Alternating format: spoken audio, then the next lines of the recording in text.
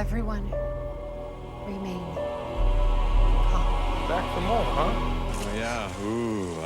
That's how it always starts. But then later there's running and screaming. Somebody talk to me! What is happening? Welcome to Jurassic World. Now, ladies and gentlemen, you're listening to the Jurassic Park podcast. How long is it going to take for that to spread around the globe? You specialize in a subject nobody cares about anymore. You're about to be out of a job. Look at you. Look at me. Look at you. Hold on to your butts. Well, we're back. Hello and welcome everybody to the Jurassic Park podcast. I'm your host, Brad Jost, and we're here to discuss all things Jurassic, including the movies, TV shows, music, toys, and more. In episode 440, we are in full Jurassic June form. The Knicks are champions for the first time in my lifetime. But we also have a lot of Jurassic news to discuss regarding some quotes about the sequel to Jurassic World Rebirth. Spielberg's out there talking about Harrison Ford as Alan Grant, and of course there is the latest DLC to Jurassic World Evolution 3. But after that, Stephen Ray Morris is back on the show, and we do a lot of catching up with each other. We also talk a lot about Jurassic. We're going to be talking about Steven Spielberg in this episode, Backrooms, some retro promotional stuff from Jurassic, and also a lot of Rebirth 2 kind of discussions. So I really hope you dig this episode.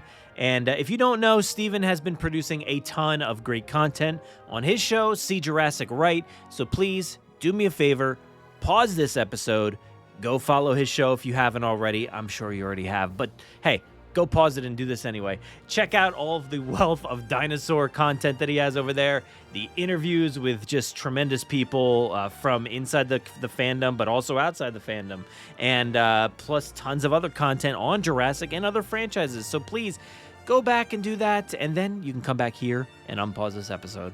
But as always, please check out our live streams over on YouTube discussing all of the latest Jurassic news from around the world, Wednesday nights, 9 p.m. EST. Now, the past two Wednesday live streams have been a little touch and go because the Knicks were in the playoffs and I wanted to watch those games. So I did one of them on a Thursday, and then another one I just skipped completely. But I did do a Jurassic World Evolution 3 live stream.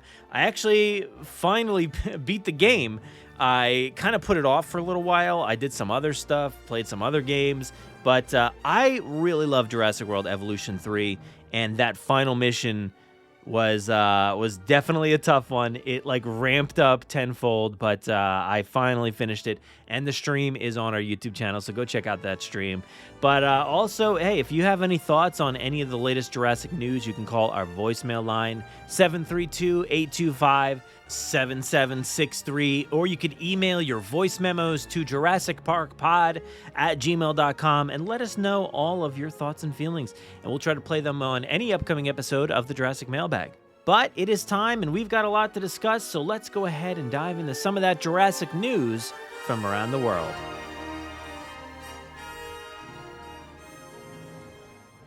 18 minutes and your company catches up on 10 years of research. Access rate program. Access new security. These pictures were taken in hospital in Costa Rica 48 hours ago. I don't want to jump to any conclusions, but look. Boy, do I hate being right all the time. Today, I guarantee it.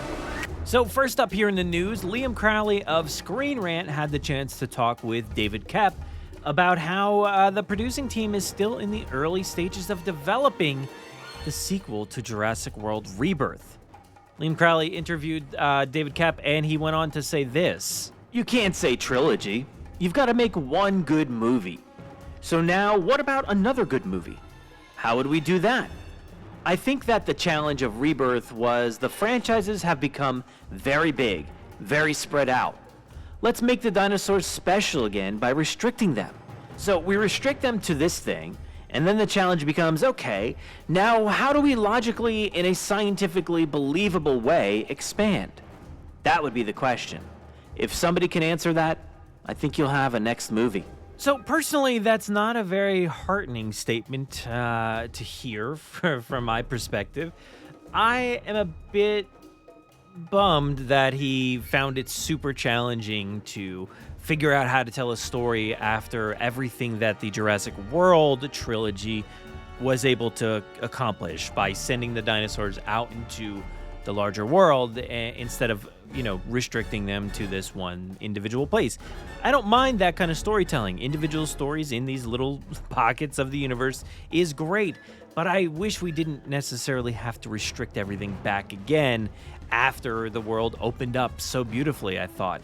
And yeah, it's weird. It's a weird one for me, so I don't know how everybody else feels. I know not everybody enjoyed the Jurassic World trilogy and where all of that ended up, but I think Dinosaurs in the Wild was one of the most fascinating stories to tell. And when Rebirth started, it just kind of felt like, yeah, who cares? We're not going to do that anymore. We're going to find our own way to tell this story. So it never really felt like a scientifically believable way. It just felt like we're going to ignore that. So I don't really love hearing that we're not anywhere close, maybe, to another movie, but what are you going to do? I think we all kind of expected a little bit more movement, but maybe we're not there yet. It does bring up the question of if Kep is going to be involved in the next movie. If he's talking about if somebody can come up with that idea, maybe we'll have another movie, then maybe he's not the one to do that, I guess. Is there somebody else working on this? Is it moving on in a different direction? Who knows? And he did talk about, one movie at a time. Does that mean we don't necessarily follow up on Rebirth in that same exact way? I don't know. There's a lot of questions to be had, and this only makes things worse from a standpoint of thinking about where we are right now in the timeline of development. So I think if nothing else, this article has helped to wipe the slate clean in a way and help us understand maybe we aren't as far along as we originally thought. Jurassic World Rebirth was such a quick development. Maybe the next one won't be. If you want to read the article, head to the link in our show notes.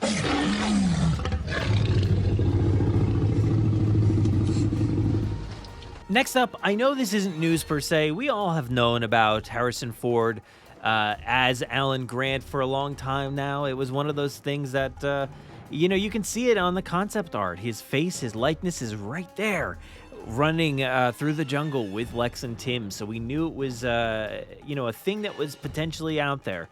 And it didn't happen, but I love hearing Spielberg talk about it. So let's take a listen to this quick clip from Josh Horowitz's podcast, Happy, Sad, Confused. Did Harrison Ford turn down playing Alan Grant in Jurassic Park?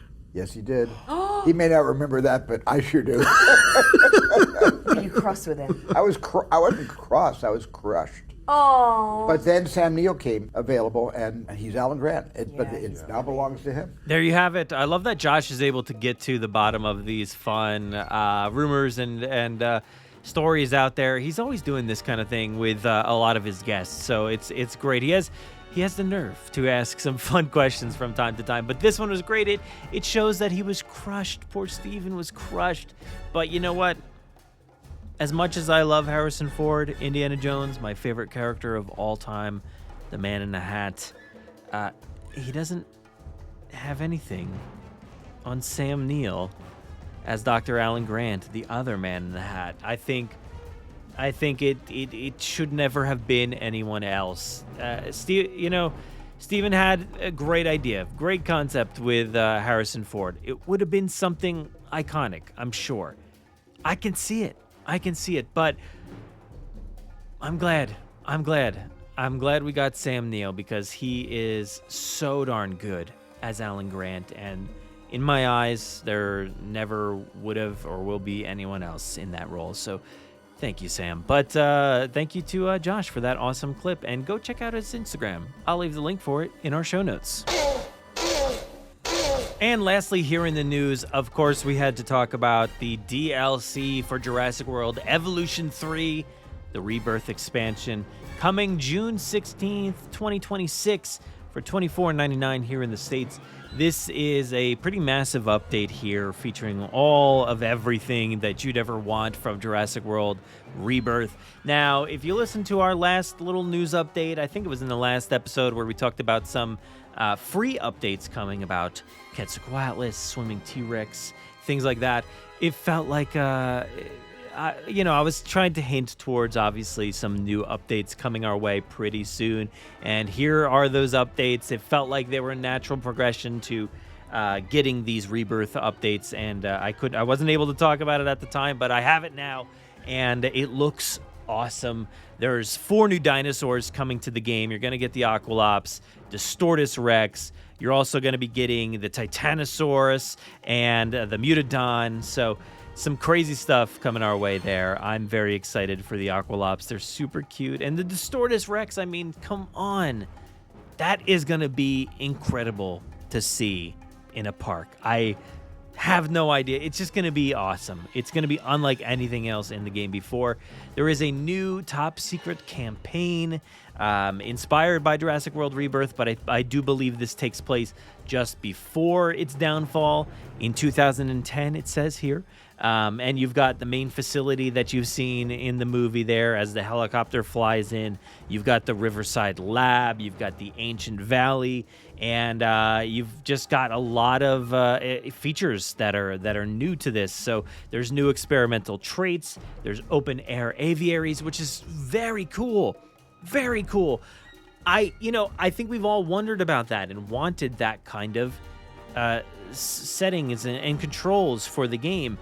It didn't really make a lot of sense, and I'm interested to see how it's implemented into the game, but open air aviaries is such a great idea. And also, you're going to be running your island instead of, I guess, electricity and stuff like that power. You're going to be using geothermal power this time around. It makes a lot of sense. I love that. You're also going to have new vehicle skins, so you can have that rebirth vibe and style. That's very iconic, I think, from... it says for the SUVs, the MVUs, the ATVs, and the helicopters. And, of course, Jurassic World Rebirth dinosaur skins. So there are some features or some dinosaurs that are in the old, game, in the old versions of the game that will feature, like the Quetzalcoatlus. It's been in the game before, but, hey, now it's going to look like the Rebirth version. So this looks like a very stunning update. There's lots of new scenery. Lots of new tools and things. So I am very, very excited to be building, a Qualtech, to be building, any kind of new labs and new settings that look much more like Rebirth. Rebirth was a very stunning looking film, and I'm interested to see because it does look like Rebirth's island does look very different than any of the other Jurassic islands. So with the tools that are already involved in this game, building mountainous regions and all kinds of cool stuff, and having the ancient temples and all those cool things that you could add, I think this is going to be a pretty fantastic DLC. So I am very excited to start playing this on June 16th. If you want more information, we'll probably talk about it soon, but head to the link in our show notes. Oh, there it is. There it is. And now it's time for a chat with Stephen Ray Morris. Enjoy. Yeah, I know, right? I love that, you're branching out so much that you're able to, cover all that kind of stuff. And trying to. We'll see. I don't know for you, because obviously you've been covering Godzilla and stuff like that. But I feel like there's a lot of crossover. People who watch, Monarch and stuff. I guess. I would have thought there was probably more crossover, but I got a lot of comments this past season of when are you gonna start talking about Jurassic again? Look, we can't. We already talk a lot about Jurassic more than anybody we know, basically. So it's how can you do it? You have to talk about other things. Also, Jurassic Park reminds you of so many things. It's connected to so many other things. I really want to do. My friend Lindsay, who I had on as the first episode this year, we ended up doing a Jurassic Park episode because she had a Lost World birthday party and all this other stuff growing up. But originally we wanted to talk because she's seen all the David Lynch, Laura Dern films, and I never have.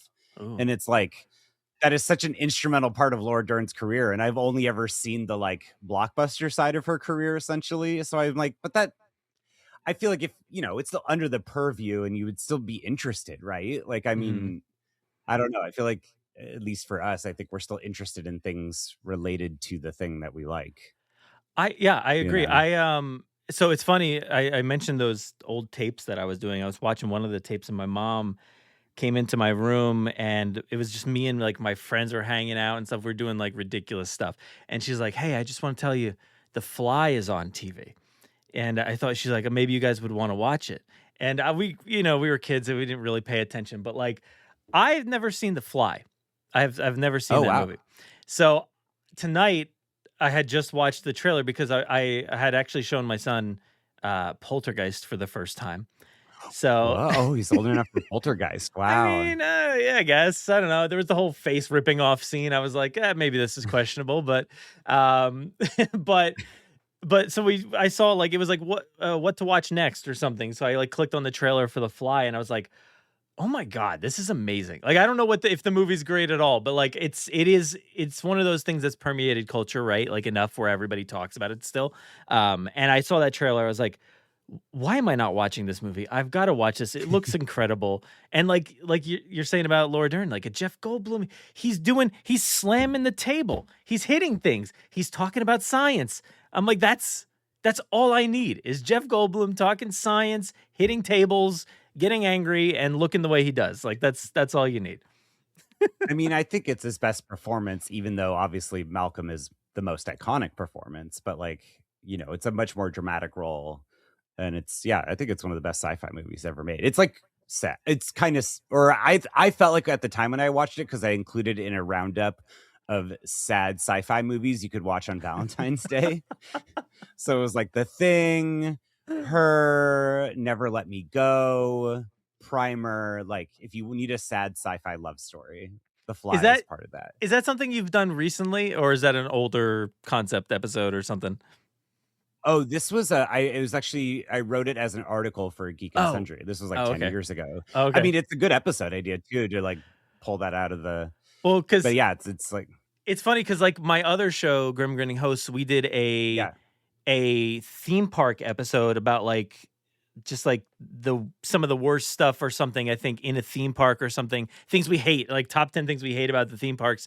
And it was for Valentine's Day. So like that's so I don't know funny. why, because we were trying to do the inverse of it and it just felt fun to do that. And honestly, it reminds me of what you're doing now with See Jurassic Right, where you're doing like the dinosaurs that you dislike or whatever, right? The dinosaurs that you hate. I thought that was such a fun concept because so much we were always talking about all the things we love, all the, this movie's great, this movie's, excellent. Even if most of the world doesn't agree with our sentiments about certain movies, it's just like, wow, we love these things. But then I love it when you can pull out like I really don't like this dinosaur or this movie or whatever it is. I mean, because it's, it is just like an excuse to learn more about something. I just sent you for tomorrow's episode, I sent you the final, I texted you the final nice. image. Okay. Because it's Andrea's least favorite, or the dinosaur that she hates. Oh, it's kind of a big one. It's a much bigger one. I think she tease it in that episode about like, oh, people aren't gonna like this when I say the one that I have, and I was wondering what it could be. So that's awesome. That's gonna be an interesting one to hear the reaction to. I love that.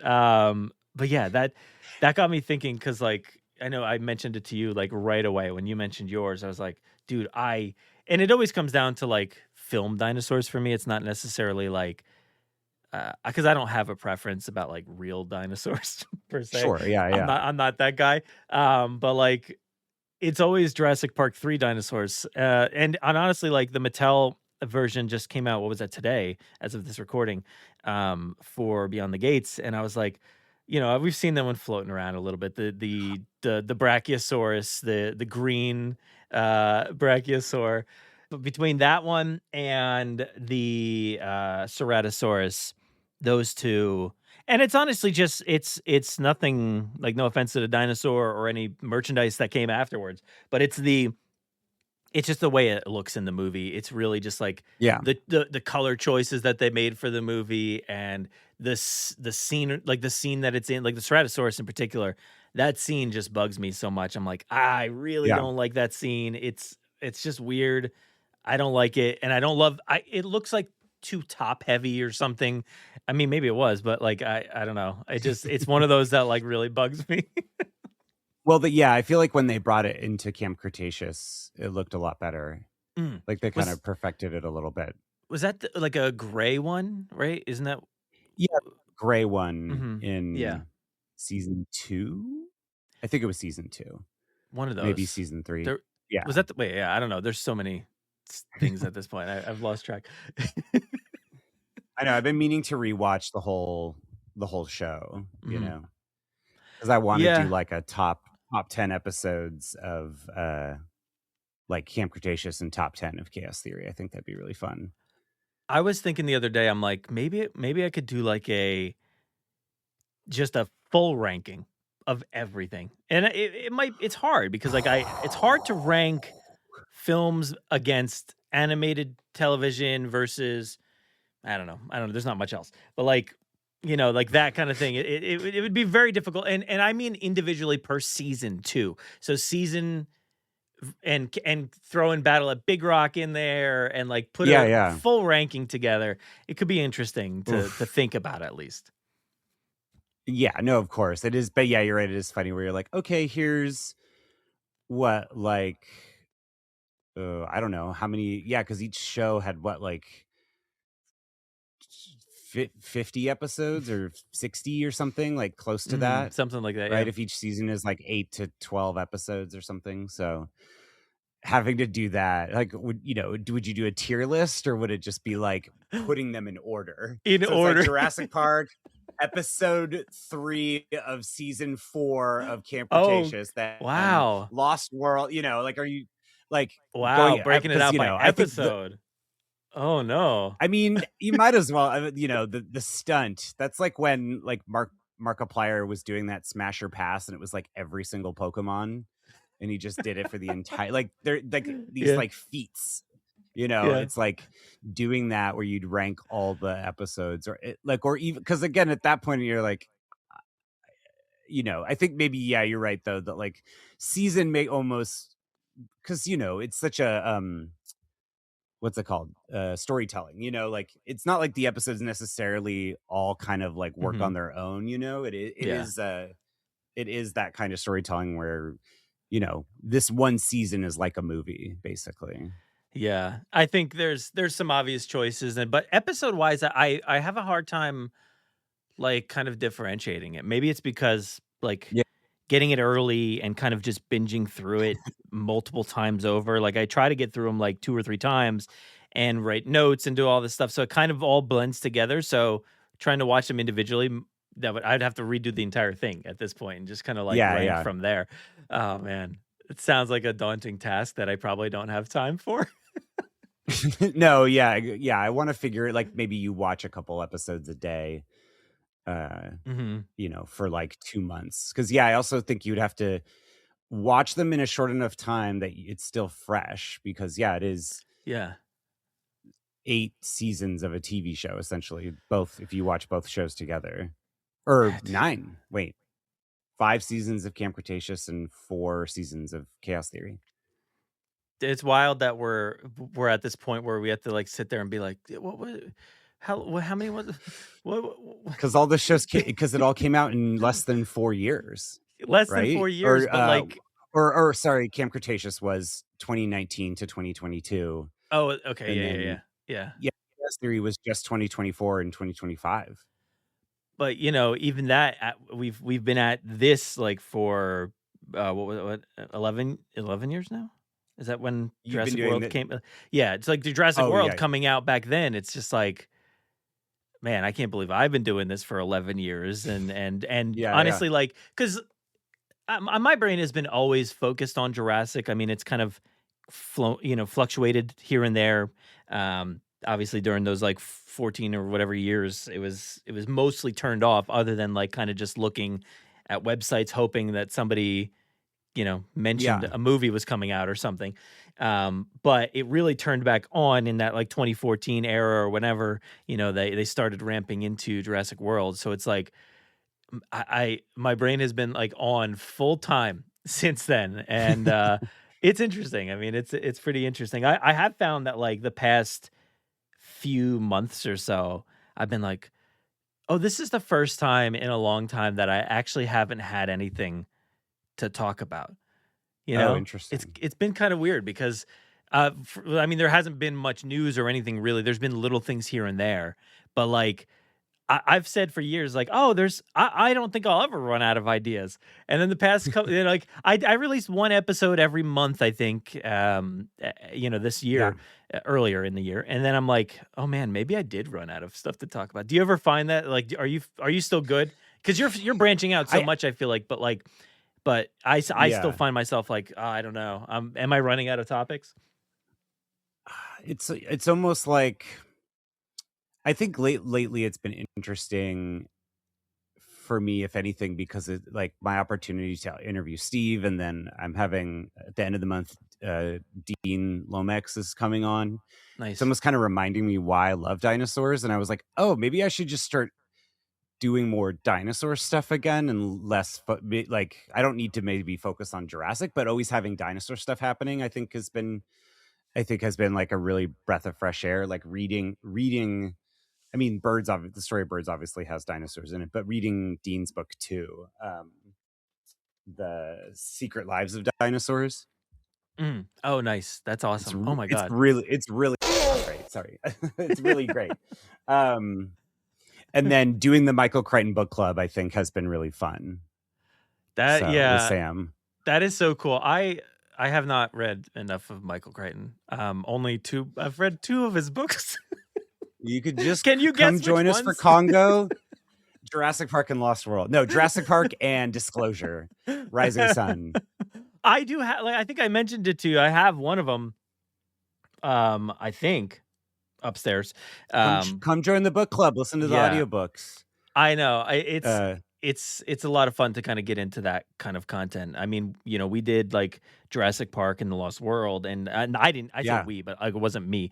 It was other people kind of manning the ship there and getting through everything. Ben handled all of that stuff, and then had so many other people. But like, that's just such an undertaking. So kudos to you for kind of getting into that. Well, yeah, I mean, that's why. I mean, it was just, because Sam and I wanted to do more stuff together. We've just become a lot better friends over the last year, like after we hung out at Comic-Con last year. So it was just like, okay, like, what's a little project that we could do? But yeah, so the rest of the book club will be more dinosaur focused. So, but the first couple was like, okay, what's fun for the summer? Like Congo, jungle, pirate latitudes. And then the next few are much more, they're all on theme, sort of. So, but I don't know. I mean, it's coming up with ideas. I feel like you could tie anything to Jurassic Park. I had a epiphany because I had Stacey Keenan on, from Step by Step, and My Two Dads, who I produce her podcast with Christine Lakin. Keenan and Lakin Give You Deja Vu. But through getting to know her as a person, she was like, oh yeah, when I quit acting, because she's been a lawyer now for like almost 20 years, but when she quit acting after Step by Step ended, she was looking into becoming a helicopter pilot. And because she just had a passion for helicopters, and it was like, well, the Jurassic Park franchise has like a key helicopter scene, if not more, in every movie. So why not like let us learn about helicopters? Stacey can talk about her experience, like taking a couple of classes, and then we kind of because she had seen the original Jurassic Park trilogy, but she hadn't seen any of the new ones. And so it was like, okay, look, let's walk through a couple of these scenes and just talk about it. Like, and that was really fun, where it's like, oh yeah, that's part of Jurassic Park. Like whenever I see a helicopter, I think of Jurassic Park. And like at the end of that episode, I was like, flares are a big part of Jurassic Park. I wonder if I can get like a firefighter, or like we could learn about the history of flares. Like, I love that.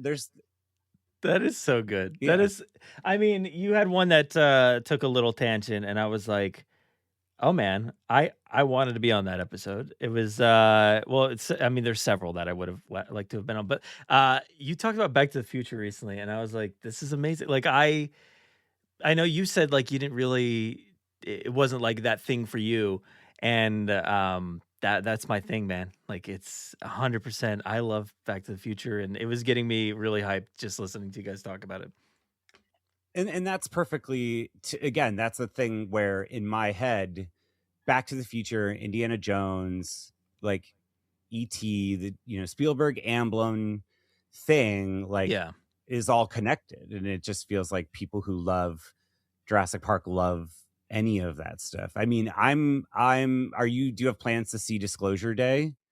I don't have plans at the moment, but I'm hoping to maybe make some plans Yeah, this yeah. weekend. I would love to. Yeah. Same. Yeah. I want to carve out time to see it this weekend, if not next week. But it is just like, it is kind of fun to see, like, this is maybe the first Spielberg movie in a while where it has the kind of hype behind it that puts it back in with like the more Amblin thing Yeah. Yeah. versus, you know, some of in maybe Ready Player One was the last one to do that as well. But you know, there's just been a few Spielberg movies like The Post and stuff, and it's not like Jurassic Park fans are like, woohoo, The Post, you know, like it feels like Disclosure Day really is like in the Yeah. fold of this stuff that is more akin to Jurassic Park, and having Neems do the premiere posters for it, you know, Yeah. it feels more in the family in that way. It feels more special. Yeah. And I guess because it is sci-fi, so Yeah, his video was great, by the way. I saw that. I was getting like heartwarmed. It was just incredible. Like that was crazy. no, the moment I saw it, I texted him. I was just like, holy man, like that is such a special experience. Like this is why you do what you do, you Yeah. know? Like Yeah. for that kind of thing. But you're right though. His movies, like I think I own most of this most recent run, you know, digitally. But I'll be honest, I have not watched them. I own them, but I don't think I've watched them all. But like, there's obviously been great movies in that mix. But yeah, I think like Ready Player One was the last one that I was like hyped about.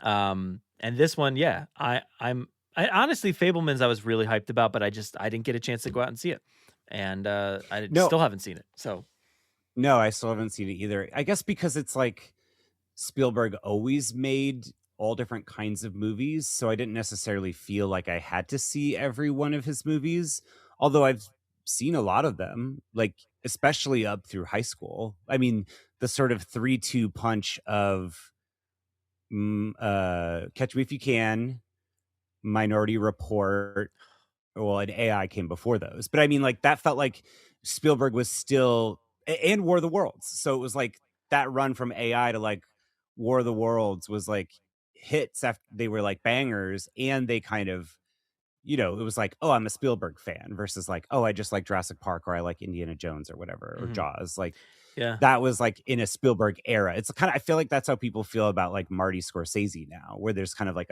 or Christopher Nolan, where there's like a fandom around him as a director versus like, oh, I just like these kind of movies. Yeah, I don't know what. I just like had to start buying like I'm like, man, I just really gotta like start binging his movies because I know like you're saying there's so many in there that I'm like a World of Worlds and Minority Report. The Terminal is one that I watched endlessly. Like I watched that one so much. Oh, okay. Love that movie. But like there's other ones that like I just never seen. So I want to do this like full binge and just like kind of get into that because like these guys ain't getting any younger. And I like, this is one that I'm like, I need to go see this. Like John Williams music, right? Like, I think he's in there and Spielberg. I'm like, what I gotta stop everything to see this movie, even though I'm trying to stay away from all the marketing as much as I can. I really don't want to like get into it and just kind of like spoil anything. So it's just one that I just want to experience, you know?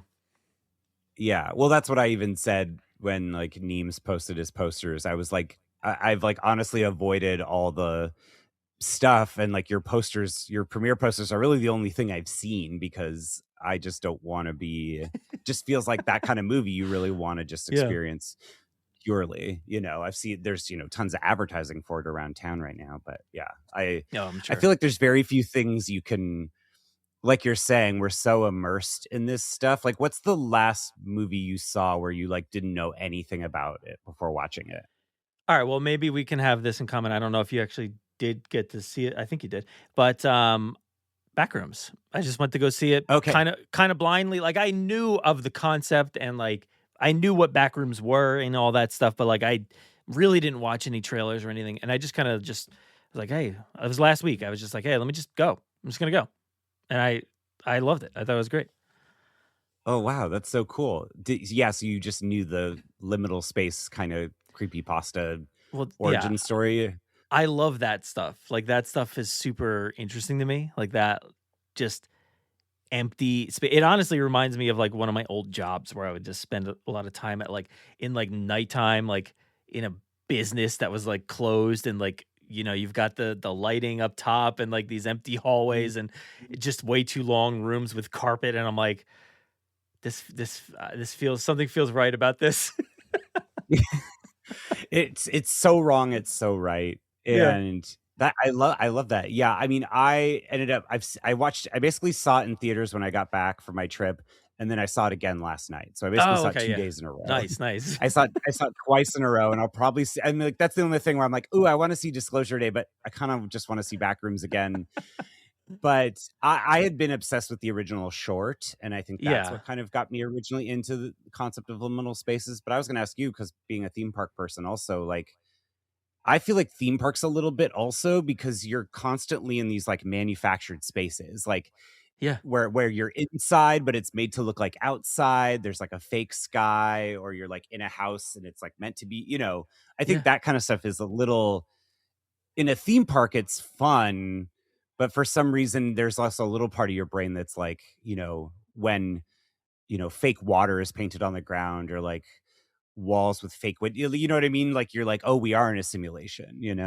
Yeah, I love that stuff. I've got a buddy on social media, Rob, who like collects like empty queues. Like if you go there and you take a picture of It's a Small World and there's 0 people in line in front of you.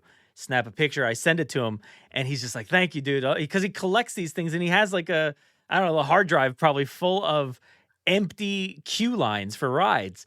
And I think that's just such a cool like little hobby, is just like collecting all that stuff, and that is fascinating. Like you're saying, it is kind of like it's it's weird, it's kind of creepy, and if you just like imagine like you've got a camera that can just like, you're in an empty queue and then it subtly goes down into the ground, through the ground, into Yeah. the tunnels of Disney World. It's like, dude, that's again like empty tunnels. It's like Jurassic World, like, or Camp Yeah, yeah. Cretaceous or something like that. It's awesome to have that kind of thing underneath your feet you don't even know is there, and people are wandering it, or maybe not. Maybe it's empty. I don't know. Yeah, there is something alluring to that because normally it is filled with people. I mean, there's nothing more. I mean, it was perfectly appropriate leaving Backrooms, especially the first night where I saw it kind of late. So you're in my Ooh. movie theater is City Walk, Mm. so in LA, and so you're getting out at like because the City Walk in LA, everything kind of closes around 10 except for the movie theater. So I've left movies there at like 10, 11, 1 in the morning and it's empty. And so that really is just like the perfect setting to leave the back rooms, because That's you're just amazing. like, I mean, and that's, because you're just like, I'm wandering weird architecture Yeah. and parking garages, and it's kind of like Vegas where it's like a mishmash of aesthetics. You're going from like Roman columns into a parking garage into the desert.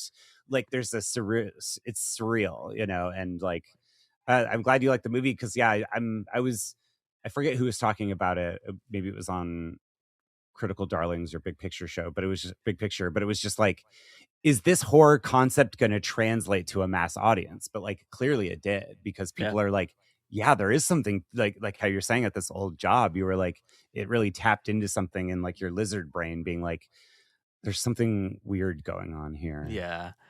I was thinking about it. I'm like, this is kind of where I would love to see Jurassic go at some stage. Like I don't think they ever will. Yeah. But maybe this is that start of something like of like that era back when like Steven Spielberg and George Lucas, those people, they were like the newcomers coming in and making Jaws and Star Wars and all that good stuff, right? And now we've got these new people that are doing like YouTube stuff, and like, that now they're creating this new environment for cinema. Maybe Universal and other studios will kind of follow suit with their projects in some way, and it would be cool to see if like, because I've been wanting that for a while. I mean, even before Rebirth, like I always talked about having like smaller focus in on dinosaurs attacking like a Mhm. village or whatever.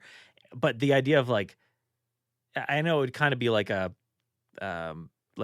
a lot of zombie content has like a mall or something, or Stranger Things had a Yeah. lot of mall sequences. But like Something like that, where like a dinosaur is in back rooms, essentially, like these weird, creepy hallways and stuff's trapped in an office building with like a bunch of dinosaurs for some reason. I have no idea what the premise is, but like I think that would be so much fun to watch.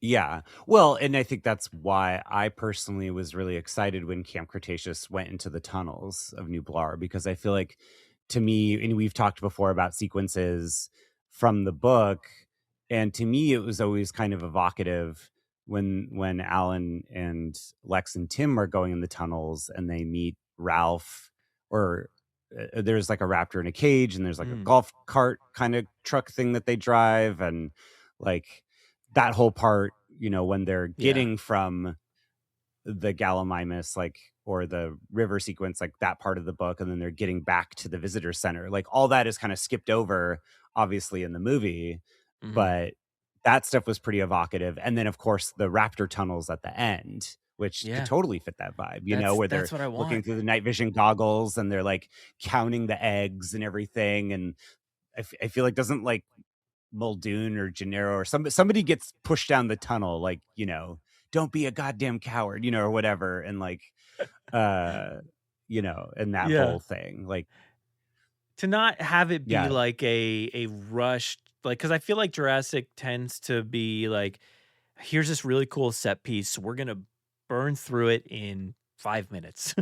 And that's it. That's the cool set piece. It's 5 minutes. I would love to see them like kind of expand upon that and like, hey, here's this awesome office building. It's a great setting, whatever it may be. And yeah, we talked about Camp Cretaceous, that season where they did the Monolophisauruses into that like high rise or whatever it was, right? They were kind of like going through the vents. That and was stuff. really cool. Yeah, like, yeah. That was cool. And it's like, that's an entire episode of like that set piece.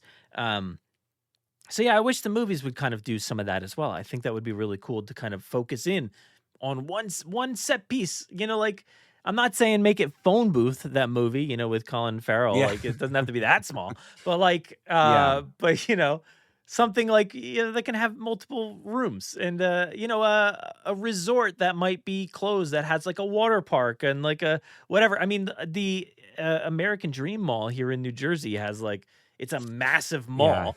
And it's got a theme park, ski resort, right? There's skiing in there. There's a water park. There's everything. So you could, you could definitely find a reason for dinosaurs to be there at some point. Well, and I think too, and I maybe forget how you feel about this, but it is funny watching Jurassic World again, and almost like maybe in some ways the way that people wanted Dominion to just kind of show like random events around the world with dinosaurs attacking people, rather than just kind of like, obviously the last half of the movie just takes place in one, biosin. But it's like, in my head, I'm like, oh, I wanted to see the dinosaurs like barge into the Hilton, and like, because the main place where all the tourists, Jurassic World attendees get attacked is just Main Street. There's really like, it doesn't really permeate out to the rest of the park. It is just this one sequence, where they attack attendees at the park, and then the rest of the movie kind of takes place in these like outskirts of the park. And so there is that, like, the Camp Cretaceous of it all kind of gets to hit on that more stuff where you're like, oh yeah, like tunnels and the hotel where like the high employees, the executives or those people, like, I want to know like where the what employees like lived at the park, like where their headquarters was, and do they have like a little cafeteria that only employees work at, and the back areas behind where all the exhibits are. I mean, I guess we saw a little bit of the back rooms of Rexy's containment, where Claire was like running to. Yeah. Where, what is it, gate 10 or whatever? I forget what the gate number Paddock is. But 9, was it? Paddock 9, yeah. Just be a yeah. man, Lowry, and do something for once. Why'd you have to make it personal? Oh, it made me think of like Freaky Tales. I don't know. Did you ever see that movie? No. It's I had to look it up because I forgot what the name was. It's like Pedro Pascal and Ben Mendelsohn, and there's literally a ton of people in this movie because it's all like anthology stuff that all ties in some weird way about this one night. I feel like it was like 1985 or 1990 or something like that. It was like a, semi-period piece in that way. And it's all these individual things that do slightly connect in some way. And it was like one was like a punk rock show that some stuff was happening. There was like a basketball story. There's some other gang guy or so, there's like all these different things. I feel like that could be interesting. Like, and it would be fun to see Jurassic take a swing like that, right? Like to see them do an anthology story of like, oh, here's this, here's a somebody out in the woods, here's somebody in a mall, here's this or that, and we'd get to see what happened in those 5 years or whatever it was between Dominion and Rebirth. Yeah, well, I mean, to your point, I mean, I think that's why Battle at Big Rock is so, I mean, kind of generally beloved, really, Yeah. I mean, I don't feel like I've never heard anyone say they don't like Battle at Big Rock. Everyone was kind of so jazzed by it and really just was like, more of this, please. Yeah. I don't know. I mean, still feels to me like it was like a backdoor pilot for something that never actually happened. Like that just, Oh, I don't know why. interesting. It just definitely feels like that to me, but maybe Like, not. could that have Maybe. been the TV show? I think it could have been. I mean, I really do. I think I forget what the timeline was between that and, God, the motion comics. Do you remember those? oh, sure. Yeah. And like the weird podcast over the was- like Amazon Echo. Do you remember that? Like Oh, the Choose yeah. Your Own Adventure podcast where the I journalist actually lands on. I interviewed the guy who like ran that, and Oh, yeah, awesome. he was awesome, and yeah, I kind of wait, was it? Yeah, it was that one. I loved that. I thought it was cool and interesting, but like certainly lost to time. Like it's just Yeah. gone, I guess. Well, and we never got a third Macy Lockwood adventure either. Yeah. Because I believe there was supposed to be at least one more. Mm-hmm. Yeah, it just disappeared. And Tess Sharp was supposed to do 3 and she only ended up doing 2.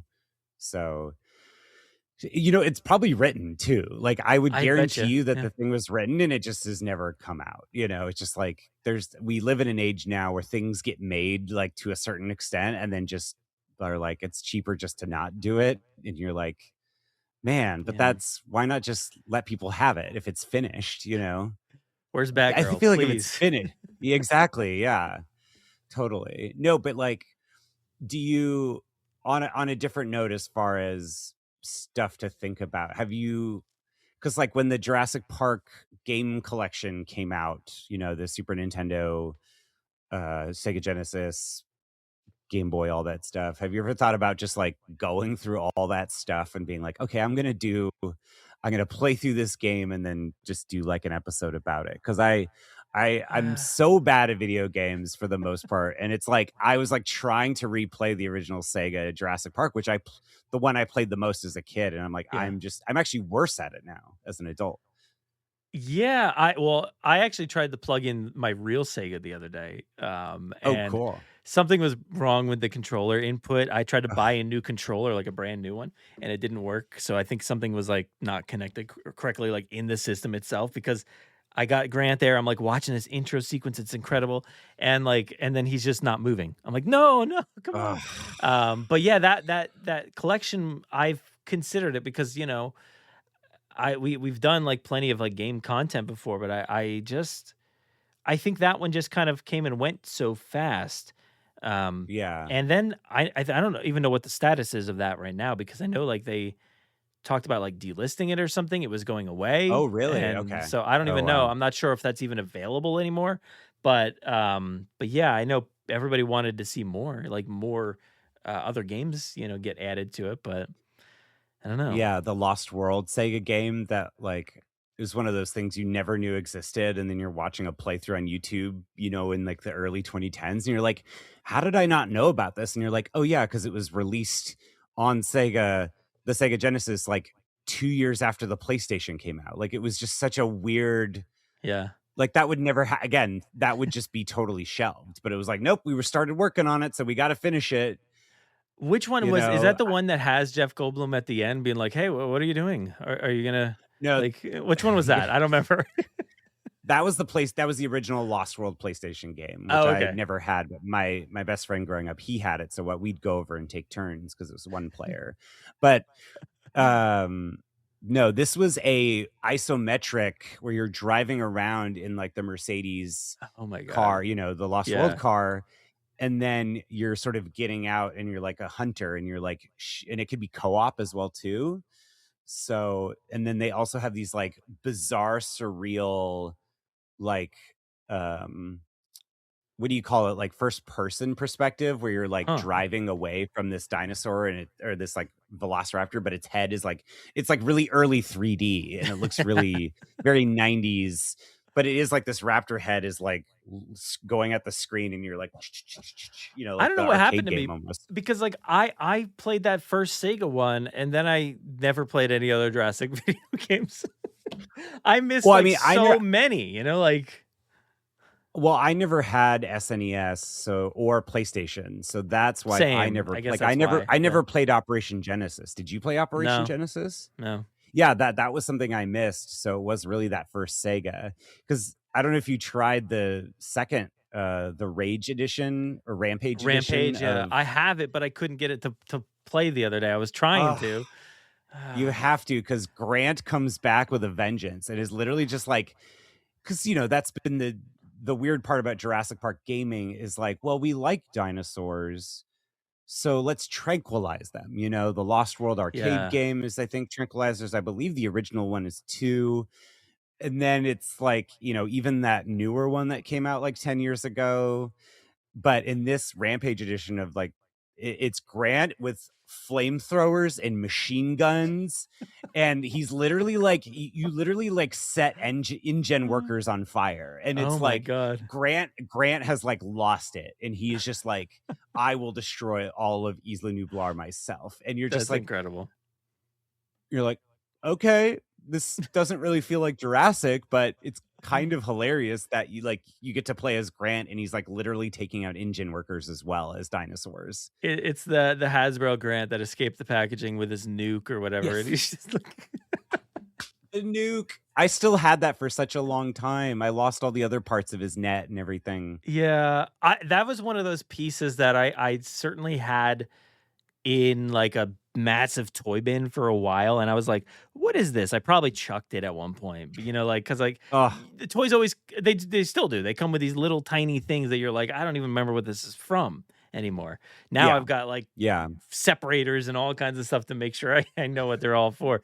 But yeah, I missed that stuff, and I pulled out like a massive collection of things because like I wanted to talk about this real quick with you because I miss this kind of thing that like old merchandise. Since we're on that 33rd, we didn't really bring it up, but like the 33rd anniversary is today when it was released, like officially for everybody.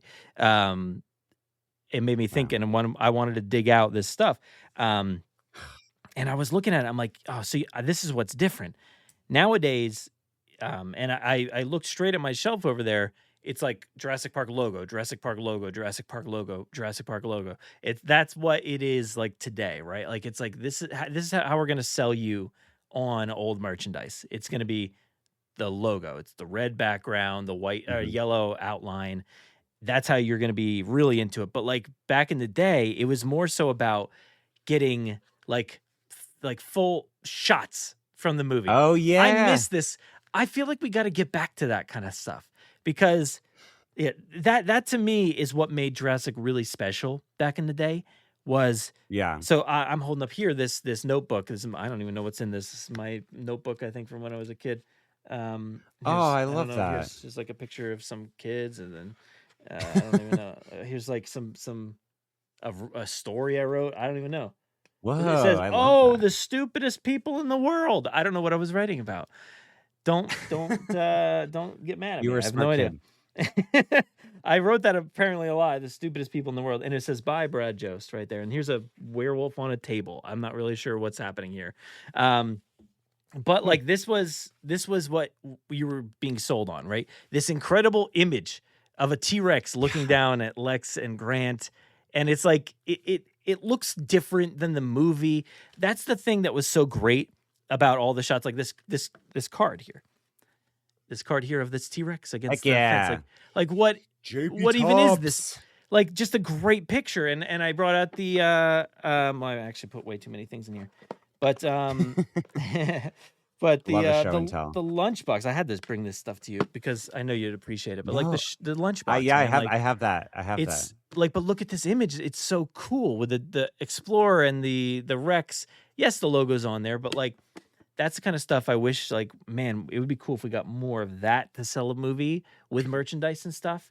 But it almost feels like that stuff's kind of getting lost, and maybe that style's getting lost. It's more so like, here's the logo. But yeah, and they also aren't giving us Pogs anymore. Like, what's going on with that? I don't I don't know about you, but I love just that. on Star Wars Day, I purchased 239 Star Wars Pogs from the Phantom Menace. I don't know why. It's not even a complete set. It's just 230 with a lot of the same ones over and over again. You just kind of want something to rifle through. Here's a full stack of Padmes. Hell yeah. You got to have that's you bring those to Vegas. Yeah. Those are worth a lot. Well, I mean, my prized possession is my unopened box of JP Tops, of the Pogs, I should say. Yeah. Because I have an unopened box. That's amazing. Fully sealed. And it's just something I will never open. And because I think I'm like one of 5 people who didn't open, because you didn't save that stuff, No. Even more specifically, the JP Tops, the trading card you have, like, especially that series 1 is so abundant. And 10, 15 years ago, they were selling those unopened boxes for $5, $10. Now it's obviously a lot more expensive. But, the reason why the art style of promotional material has changed is because there's so much post-production now, and designs change last minute. So they can't 6 months ahead of time give you a Mutadon or whatever, because we just saw that. I mean, the Mutadon didn't even get a toy until recently because the design wasn't finished until the film was finished. And so I think that's why, and I think you also have an appreciation for the making of Jurassic book and the Lost World one, Jodie Duncan, who wrote those. The idea that people were brought to set and set photographers took those stills that were used for not only, there we go. I literally just had them sitting in the drawer.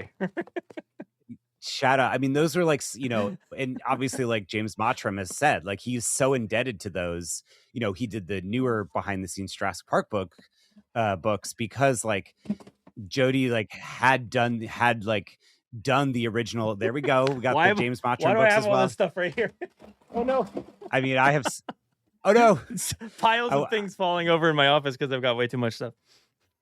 No, same. But there was pre-social media. There was more of that. You kind of had to okay, we're gonna sense. I mean, obviously, there's a lot of stuff like that happening now. I have a friend who did a lot of the behind the scenes stuff. There's promotional material. Here's a day with Ryan Gosling for Project Hail Mary, who's going to shoot something at the Natural History Museum or whatever.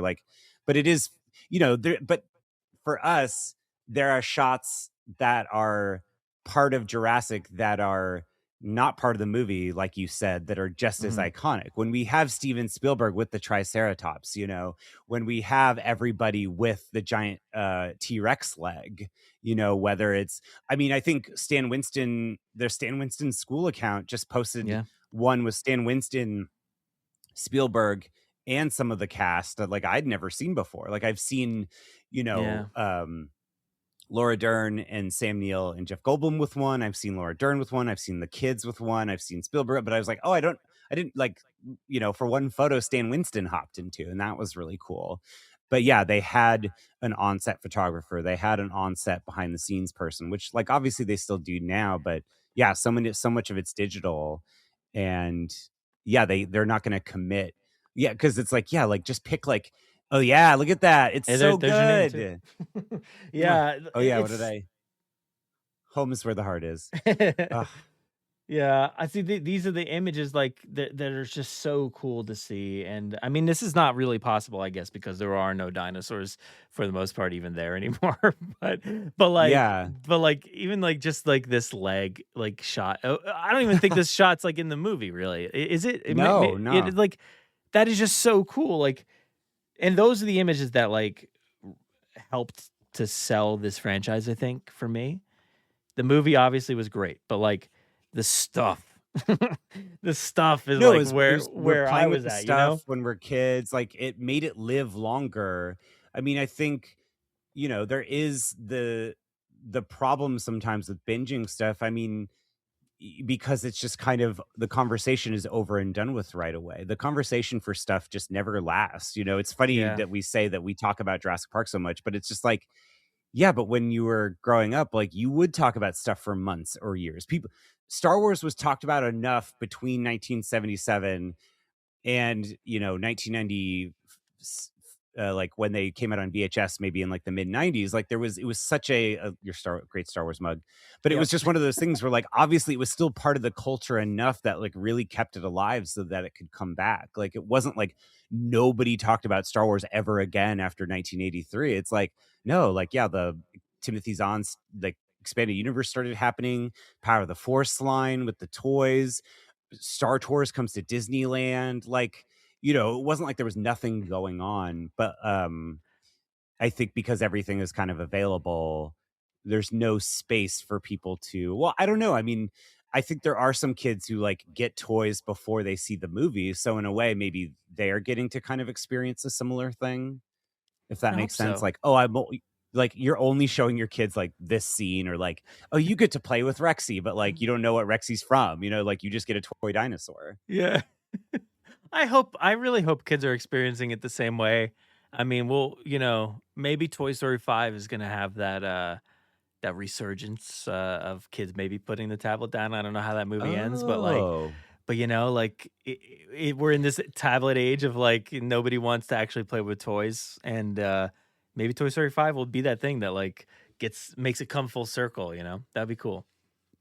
do you think that they're gonna have a toy of that iPad Lily, the lily pad Oh thing? man, that's so dangerous. I don't know. Yeah, I wonder. I wonder. That would be smart, I guess, right? Like they probably would sell a bunch.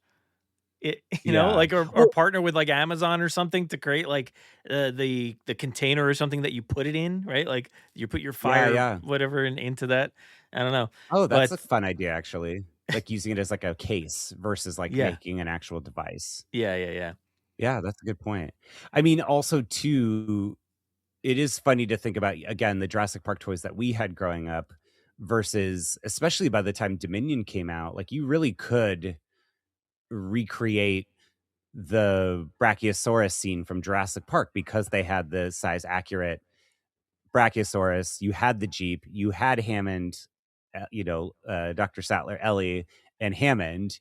And then even with the Dominion era toys, like I had a Sayona Santos and a Claire, a Dominion Claire, and I had enough tasers from other things. So I literally could, and I had oh my God, what are the names of the raptors? Atrociraptors. And so I literally could recreate some scenes from Dominion as like little diorama stuff. And it was just like, that is, that's something that you didn't know you could, like, they didn't do that level of detail as a kid, but then you're like, oh, wouldn't it have been cool to have that as a kid? We were like, oh, I could literally Yeah. create this like fight between these two characters, have the Atrociraptors there. I have their like cage things. I have the accurate weapons that the characters had. Like, you know, it's pretty Yeah. sweet. They're able to definitely like create more of what they saw for sure. Like back back in the day, I didn't have like I don't know, like what would we have created? I mean, I would have laid the Triceratops down on its side and put like Yes. Alan and like Ellie or somebody like right there, right? Like that would have been created. Didn't have like a toy toilet, to like set somebody down. I don't even know. I just would have like put him down on the ground and just like had somebody, and I didn't have a Gennaro. I No. didn't have one, so that he would just eat some random guy, and so it was, yeah, it was very much like using your imagination, I guess, a little bit more. Plus, with the fact that like some of those characters were like, here's wingsuit to Ian Malcolm, like Yeah. I love that we're Oh getting yeah. that stuff kind of like from Mattel now, so maybe kids have that opportunity again, and I'm excited by that for sure. Yeah, I mean, I would hope they wouldn't be like, "What's this? Why isn't this movie accurate?" Like, My you kids know? are really literal, like, I feel like at times, so I hope. Yeah, I don't know. They've got imagination, but like sometimes they're just like he doesn't. He wouldn't wear that. What are you talking about? But then again, I kind of said stuff. I mean, I feel like every time I would have brought out, here's Nick Van Owen. He doesn't look like this, but like that's him. With the baseball cap, that version. Yeah. From the Lost World.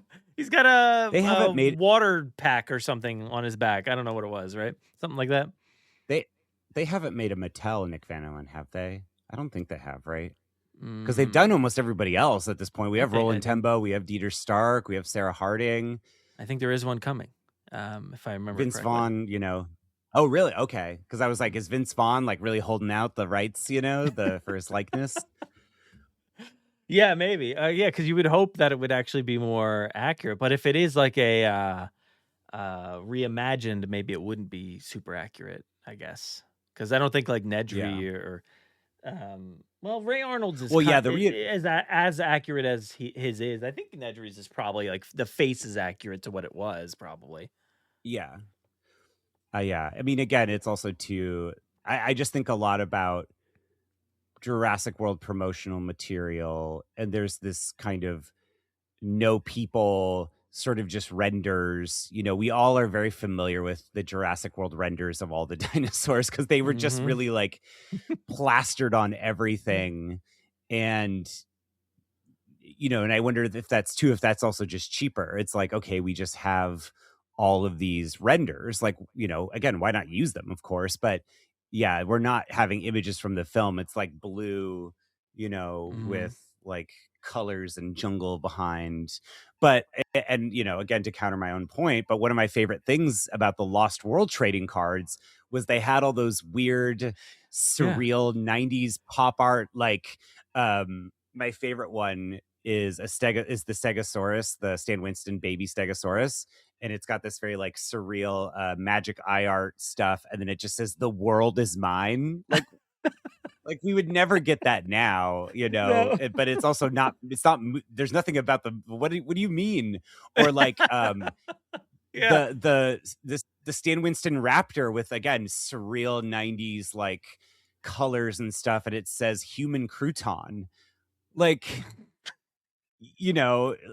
I really want to like talk to, I think at some point when I worked at Loot Crate, I met the guy who actually worked at Topps at the time that Jurassic Park, like those cards were coming out, but I don't think he worked there when the Lost World Topps card. I can't remember, but it was just this thing of that is such a, I mean, maybe, but yeah, the Lost World cards, they're like bonus ones. The last like 15 were all these very like surreal things. And even the JP3 one had a really great Spinosaurus one that was like purple and it said Spine Tingler. And I was just like, this is fun. This is, it's bizarre, but it's kind of, I don't know. I guess they do stuff like that now with like different alternative color schemes for like Funko Pops and stuff. So here's the human crouton. I lost the screen here. Let me see if I can bring it up here. Human crouton. It's my favorite. Yeah, dude, like that is hey, I think so that's cool. I think that might be a picture from my. Is that you? I think that's a picture. That is my picture. Yeah. I was like, wait a minute. I recognize Twitter. Yeah, I recognize the thing that it's in. Is this like your crouton. hand and like? I don't know if that's my hand. Maybe it's my hand, but this one like looks wild, man. Like that is crazy. Dino Damage. So incredible. Like, and you're right though, Mattel might, because they've been doing those like retro kind of fun toy remixes. Like, yeah, somebody should do remixes of this stuff. Like that would be really fun. Yeah. I kind of would just love to get like Universal to look through like a different lens. I mean, not that they've done anything wrong, because I think everything they've made is just pretty want great, more. That's my problem, is I want more. I literally grabbed like these coasters because like I'll go to Disney World and like I'll take the coasters because they're so cool. Like the Jock Lindsay Indiana Jones place had these. I don't know if they still do. Just like, oh, that's cool. In like the South Seas Club. That's from the Rocketeer. Like that's the club that like he goes to, and that here's like the Python bar. I mean the Oga's Cantina has like cool ones like this. Yeah. But yeah, I want like I don't know if Jurassic does this at Universal. I don't usually see anything like that in Florida, but California, I feel like there's opportunity to do stuff like that. Atomic Cafe. No, I would Yeah, love that. I I mean, want to the pick new up like bar more is. things. I mean, the new bar is not a sit down place, Yeah, so yeah. you kind of have to. But I mean, I have some of the tiki mugs and stuff. But Mm. no, I was gonna say the last thing on the cards too is that I mean, it's the only evidence we have of the continuation of the lilac. Excuse me. Mm. Of the sick triceratops scene. If you search Ellie and Alan high-fiving, this Yeah. image only exists on a Australian Jurassic Park trading card. And it's one of those things where I like, back kind of pre-COVID when you're eBaying around and like looking for Jurassic Park stuff, I was like, oh, these Australian cards. And I finally tracked down some, again, like 6 years ago. With this And I one? was like going through them. Yes, and it's like, wait, I've never seen that because famously there really isn't any deleted scenes from Jurassic Park that exist in any like tangible form other than, the Ellie grabbing the leaf, from the trailer Yeah. and like Adventure Collectibles like rescan the 35 millimeter. But yeah, this trading card from Australia is just like, I don't know. It's just so evocative to me. I was like, what do you mean they're high-fiving? Like, what's happening? Like, this is a Well, crazy image. it feels like somebody just actually went around the set with a regular old camera, probably just like probably took random photos and just was like, yeah, let's use these for trading cards and stuff. So that's I Yeah. don't know. I mean, that's the problem with like something like Rebirth, for instance. It's like that movie looks beautiful and the sets were beautiful, but then they, like you Yeah. said, they didn't finish it. So it's like, oh, now we're gonna make it look, even if it is beautiful already, it's gonna look even more beautiful. It's gonna look 10 times as beautiful, and now we're gonna add the dinosaurs in. So it's like, yeah, you can't actually get that stuff. I mean, maybe a close up shot like Allie and Ellen, like Allie and Ellen. Wow, Alan and Ellie. I really had to think about that one for a second. Like them high fiving, like that's an easy one. You could get any characters high fiving, I guess. But yeah, that's. I mean, that would be a fun project. What would be to go through maybe like the newer movies, and because they have made trading cards but they're like, German or Italian, like Panini trading cards. I have Yeah. some from Jurassic World. But like to go through and do more of like that traditional, like do a homage to the original Jurassic Park top set, and maybe even just like look at behind the scenes stuff or promotional stills and like do your own version of it. Because even like the original Jurassic Park top set had concept art, had all that Crash McCreary concept art, like the Yeah. sleeping T-Rex that we end up seeing in Rebirth, like That- when they were yeah. going to do the river sequence. Yeah. Like, what would you want to see? Is that like, do you have like a dream marketing rollout for a Jurassic sequel? Because I don't know. I almost assumed we were going to get an announcement at some point this year, and I feel like it just hasn't happened yet. Like, nothing happened at CinemaCon. Yeah. Like, obviously, we've heard some rumblings, but like, oh yeah, because I think we all think about the original Jurassic Park teaser. In a lab, and it's just like zooming in, like I think that would be so fun to do like a throwback kind Well, of I trailer feel like I that. saw something recently. I don't remember what the trailer was, but it had a voiceover, and I was like, "Whoa, this feels weird." Where this is In a happening again? world, It was so cool. It was so cool to have the voiceover. I thought it was great. I don't remember what the movie was, so I guess it didn't work. Sorry, but I did think of something that was cool, and I know I don't know what I would really want. They kind of just like at this point they're just like, here's a tweet that says, yeah, here's a title or a movie poster or something. Here's a date. I would like a little bit of fanfare, I guess. I feel like, I've kind of looked towards like James Gunn recently for how he's done like the Superman stuff and the rollouts for like all that Warner Brothers stuff. I feel like he's done a great job of like really getting you hyped for like the whole week and then dropping something at the end of the week or whenever it is. So I think he's done a good job of like kind of letting things roll out slowly with like a teaser, like a quick, really small snippet of something, and then like you have to wait a few days, and then boom, it's like it hits you really well. So I think he's been a good model for that. But yeah, I definitely felt like something would have happened by now. It felt oddly quiet, and then out of nowhere, things would like ramp up for a little bit, and then you're like, "Oop, it's gonna happen," and then it went really quiet again, and then oh, it's gonna ramp up again, and now it's Jurassic June, and I'm like, well, they don't necessarily pinpoint Jurassic June as like, "Hey, we're gonna announce a bunch of stuff," but No. yeah, I don't know, man. I feel like it, I don't know. I have no like eye on like when they'll actually do it anymore. Yeah. I feel like, yeah, like we've both learned our lesson there of terms of like just I mean, again, it's a much more unpredictable world now with that kind of stuff because movies will either have a trailer like a year and a half or they won't have a trailer until a month before. And it's just the kind of rules that we grew up with of how movies should be rolled out and marketed have changed not only since we were a kid, but then it was like thinking about even the original Jurassic World trilogy, where it was like, okay, trailer in the fall, and then Super Bowl, and then, Mhm. and even that kind of got switched up for Dominion because of COVID, and then Rebirth totally threw all that out the window. So it's just Yeah. like, there's no, I mean, things that I liked in terms of marketing, as far as any of the rollouts for the last few movies, it was really special to be there when Laura Dern came out for the Battle at Big Rock screening and to Mhm. say that she was going to be part of Jurassic World Dominion and that, Goldblum and Sam Neill were going to come back.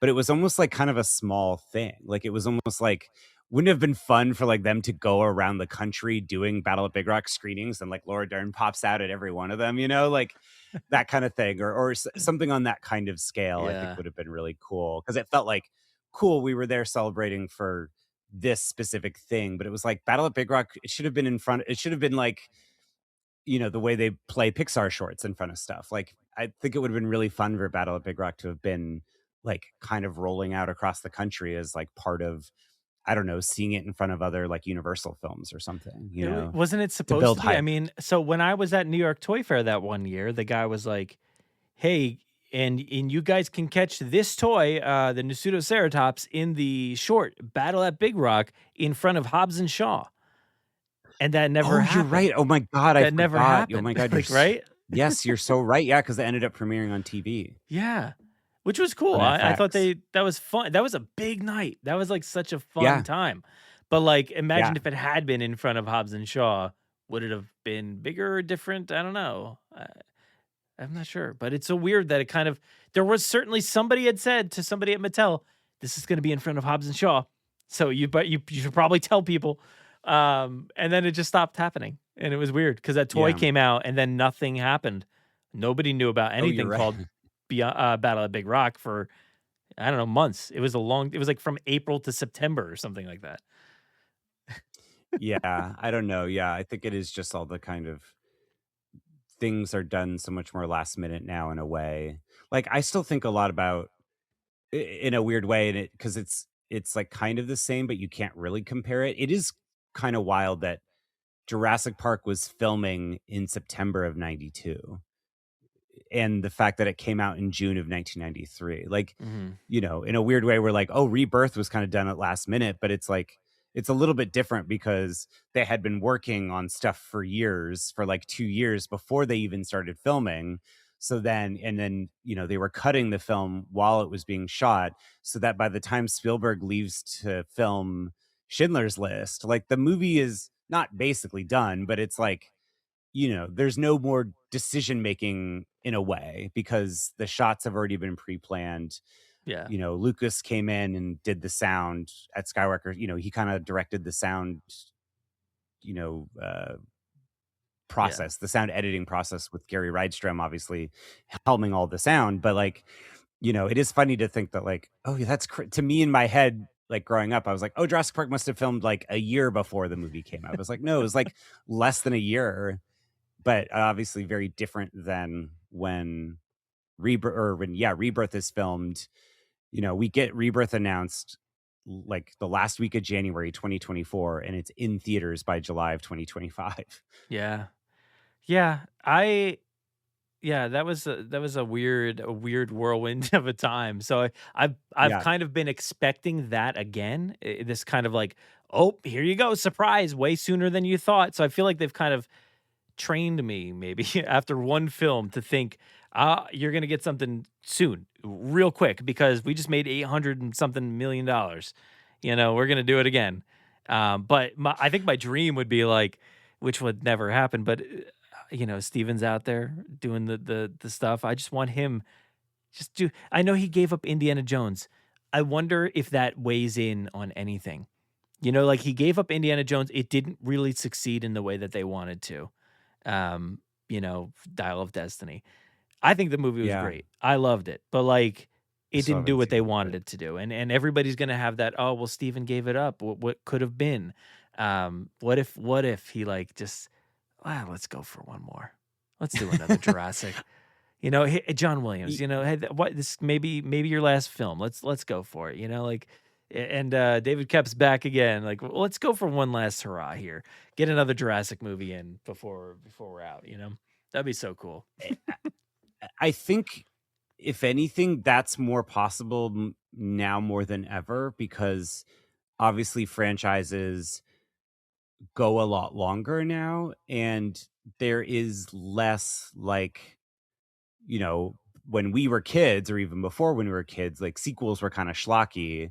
But now it's like there are sequels that are better than the original, or there's like, even, I mean, again, some of the best Marvel movies are later in the run of Marvel movies. So Yeah. there isn't necessarily like, oh, you hand this off, like people can come back. Ridley Scott came and did Prometheus and Covenant. Like, there is a sense of because these things last a lot longer, you could see a world where maybe Spielberg is like, huh, I don't know. Yeah, like you said, like you just like, is there a world where he would feel compelled enough? I mean, obviously David Kep came back to write Yeah. a Jurassic movie, so I think kind of you can't really hold anything off. Like nothing is ever truly dead anymore. Yeah.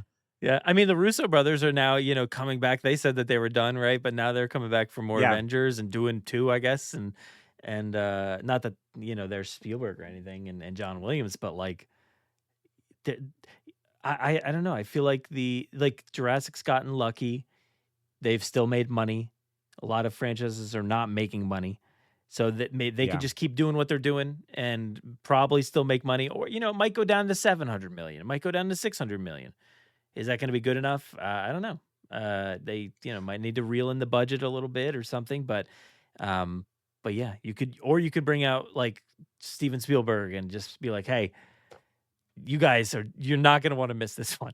And I honestly, I was thinking yeah, this was Star Wars. Like Star Wars is kind of like, they didn't do what they wanted to do with Mandalorian and Grogu. I thought the movie was fun and really great.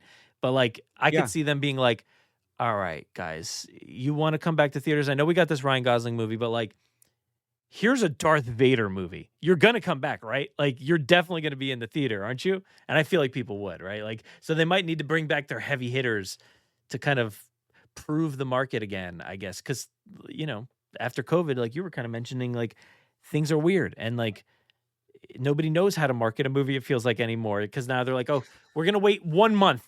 The movie's in 1 month. Here's the trailer. It's yeah. weird. It feels, I know that's exaggerating, but like it feels like that, right? From the fan perspective in a lot of ways. No, and to your point, it's kind of like there's like kind of two roads, and I like again, I'm curious. I feel like we haven't talked about Rebirth or like a Rebirth sequel in a bit, but like it's almost like we're seeing like Mandalorian and Grogu and He-Man and like these kind of more almost traditional blockbusters from pre-COVID kind of not doing as well as something like Backrooms or Obsession, where it's like these Yeah. more down to earth movies. And it is like, what do you think what do you think the instinct is for a Rebirth 2? Is it to go bigger again, like a Fallen Kingdom or Dominion, or do you think they're going to go even smaller? Like, because I could see Hmm. it going both ways, where it's like, well, maybe this is a chance for Gareth to like really kind of spread his wings and kind of do his big scale thing, or are they like how like kind of how the conversation started, where it's like, no, wait, these like big CGI blockbusters are starting to, we're starting to see the end of that wave.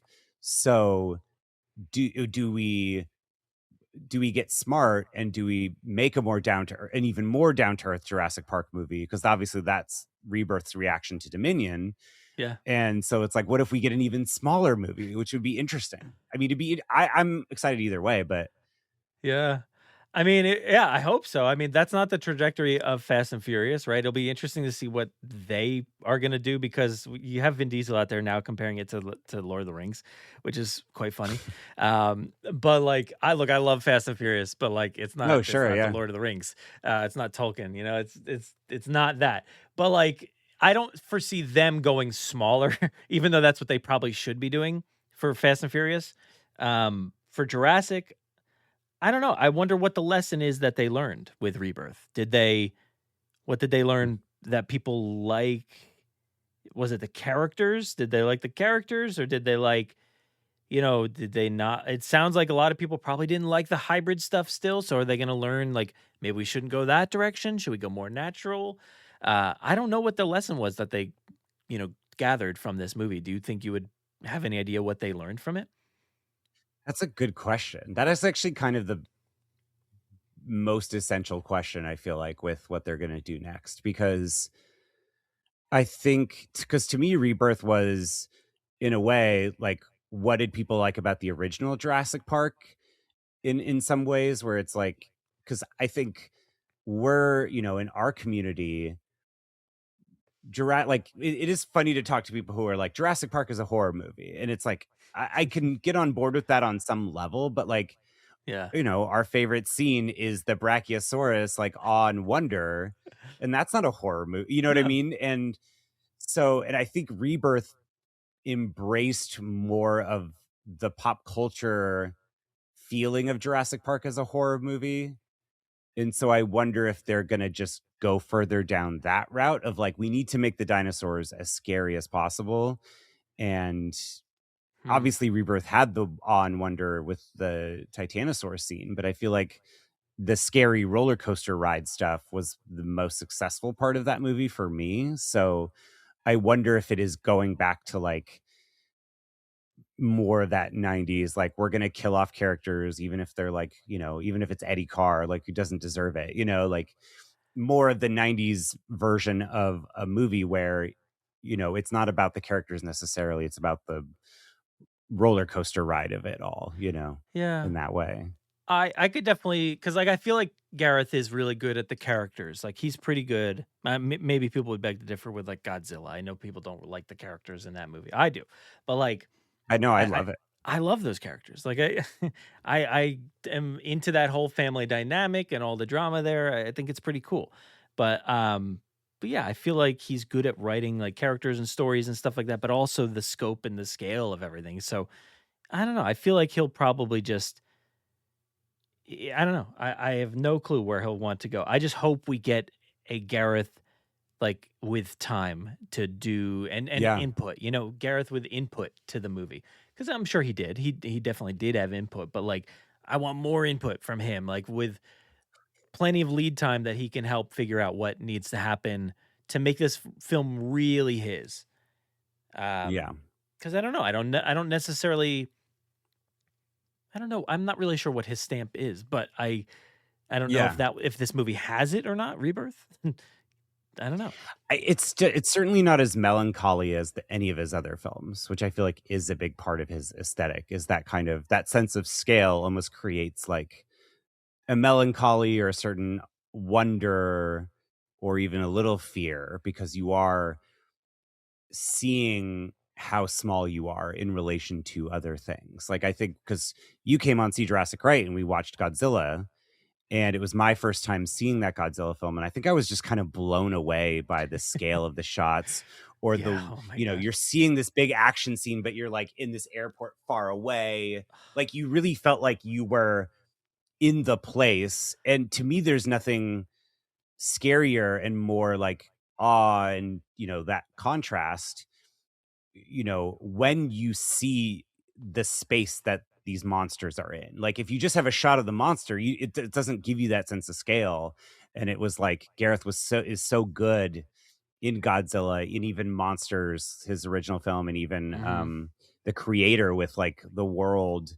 And I felt like that sense of scale wasn't necessarily there in Rebirth in the same way, but No, I it is mean, it is in moments, yeah. but but I think It, it's to me it's his weakest movie in a way. For like him as a director, I think it's still my yeah, least favorite movie of his. yeah, I was gonna ask you like, how are you feeling these Or days? Rogue Because One, I don't remember when we last talked. To be honest, I don't remember when that was. Yeah, But I feel like we did talk about Rebirth and everything. But how are you feeling now about it? You're still not fully sold, or? that's a good question. Because I watched it, the last time I watched it was maybe in October, and I've watched it maybe probably like 10 times now. I think it's still. I think the set pieces are just so much fun. I think the family plot to me is the best part of the movie because they felt like real people. Like I like the trio, Mahershala Ali and Scarlett Johansson and Jonathan Bailey. But in a way, I would want them to do another movie because I just want to see them do more together because I felt like it was, their story was much more functional, whereas the family got to be kind of, real people in this world. And then, I think both of us were, there's got to be more than the trailer, right? And now I'm like, I'm just never going to think that ever again, like No. we were trained. I guess it's maybe been the longest I haven't watched it because I probably I watched it 6 times in theaters and then watched it a bunch as it was coming out. Watched it with the commentaries. I watched both commentaries, which are both really good. If anybody listening hasn't checked them out yet, it's just we don't get those kind of things anymore, and I'm glad Universal still does that because if you watch Wicked, you get a commentary with just Cynthia Erivo and Ariana Grande, so it feels like you're watching the movie with them. It's so cool. Like, I'm glad people are still doing commentaries. Bless Universal for still doing that. But I don't know. It's funny because, I think it's still middle of the pack Jurassic for me. But it is something where like I think like I'll watch the river raft sequence or like I'll just like pop on certain sections of the film. I guess the one thing that I would hope that they learned from Rebirth is that maybe the fan community would love more of the lore creeping back in, that like you can trust the audience to reference Jurassic World. Like you don't need to reference Jurassic Park and make it more confusing for people who know. Like that to me was kind of a weird thing where I feel like that doesn't happen. It's not like there were the Star Wars sequels. Like the Star Wars sequels, if anything, like were more embedded in the entire saga. They had prequel references and things like that. Like so it's like, imagine if the Star Wars sequels didn't reference the prequels and only the original trilogy. But like, I feel like we got a real, and I love in Mandalorian and Grogu, and I love in a lot of the newer shows, like we're getting prequel era stuff in post Return of the Jedi and sequel era things. Like I love seeing all of the eras together. And I feel like, yes, I know that maybe Jurassic doesn't have that same kind of depth as far as just the amount of material or whatever. But it's I mean, we had in Dominion, we had the Barbasol can like show up, and it's just like, but it just was like, I don't know, it just felt like you could do a little more with that, and then it would feel more altogether. It just is such a blink and you miss it kind of thing. I think Mandalorian and Grogu did it really well by they incorporated so many things into that movie that were references, but like you didn't necessarily need to know the context of those references. Like if you wanted to, you could know that the twins were in Boba Fett, and that Zeb was a part of Rebels, and Embo was in the Clone Wars and all. So you could do that. You could deep dive if you want, but like they didn't mention that stuff, and it's not necessary to the story. Zeb's not like, remember when I was with Hera and Sabine, like, no, he didn't need to do that. He was just there, and it was great. And I guess they did it one time with. Did you see the movie, by the way?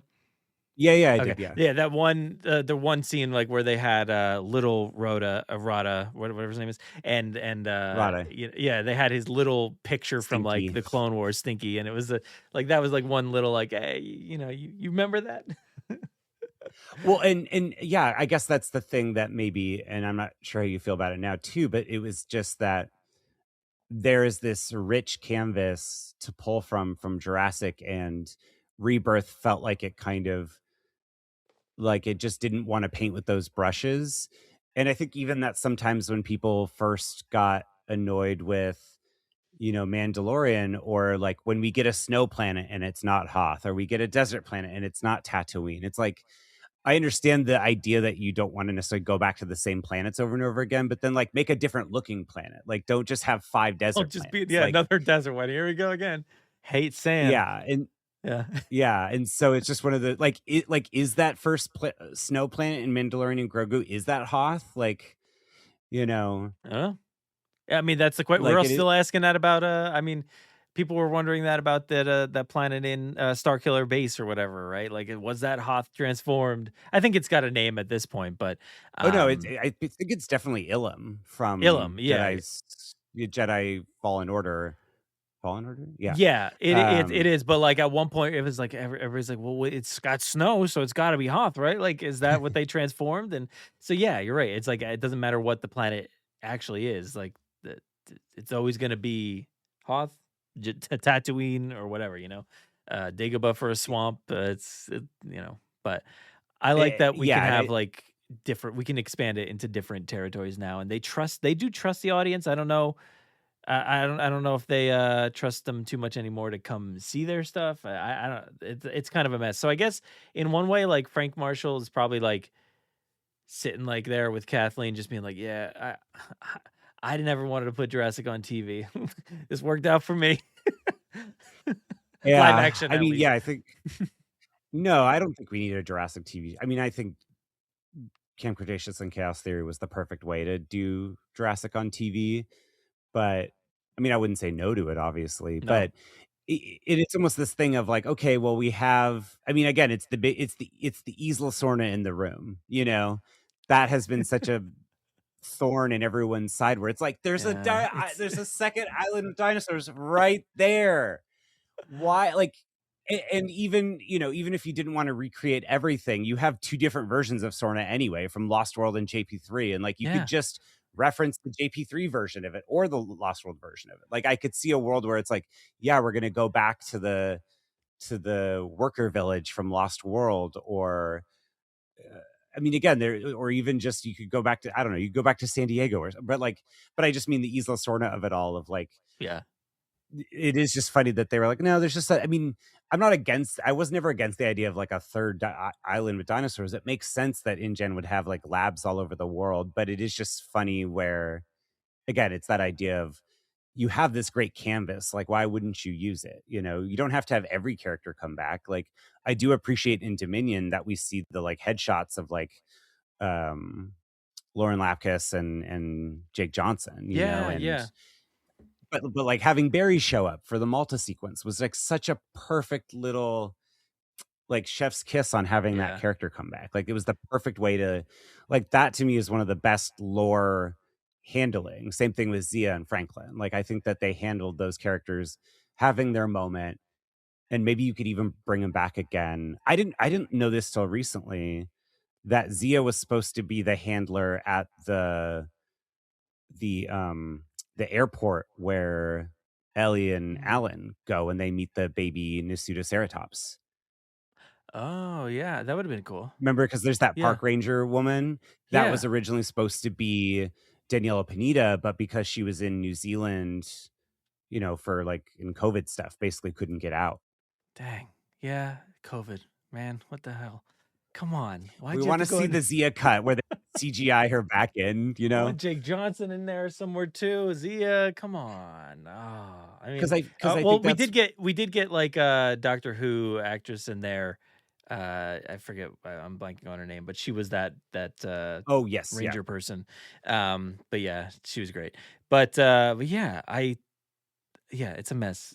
COVID really changed that movie, I guess, in a lot of ways. But we'll never get that back. Yeah. But yeah, I mean, do you think yeah, it's honestly like hard to predict where because yeah, maybe there is things like we could do an episode of like top 5 lingering things. Like, I spent a lot of time because Caleb was staying with me last summer. We saw Rebirth a couple of times Yeah. together.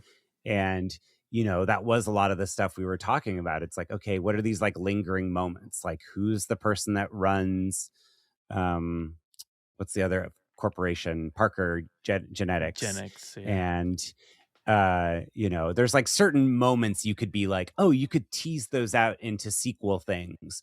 But if you watch Jurassic Park, like, could you tease anything from Jurassic Park that would make the Lost World make sense? Like, in a way, it is like there's nothing from Lost World that you would be like, oh, they hinted at that in Jurassic Park. So it could really be anything. Yeah, they kind of just came and did their own thing and obviously established, a completely new set of rules with a new island and everything. But like, yeah, Jurassic Park just leaves you. And the only lingering question you may have probably is just like, man, what's going to happen with that island? Anybody going to ever go back to that place? And that's about it. Like, you don't have like, it's not Yeah. like very specific, like, who's going to go back? Is Alan going to be the one to do this or that? And you don't really think that way. I don't think about that movie. It just kind of ends. And Yeah. that's what this movie does too. But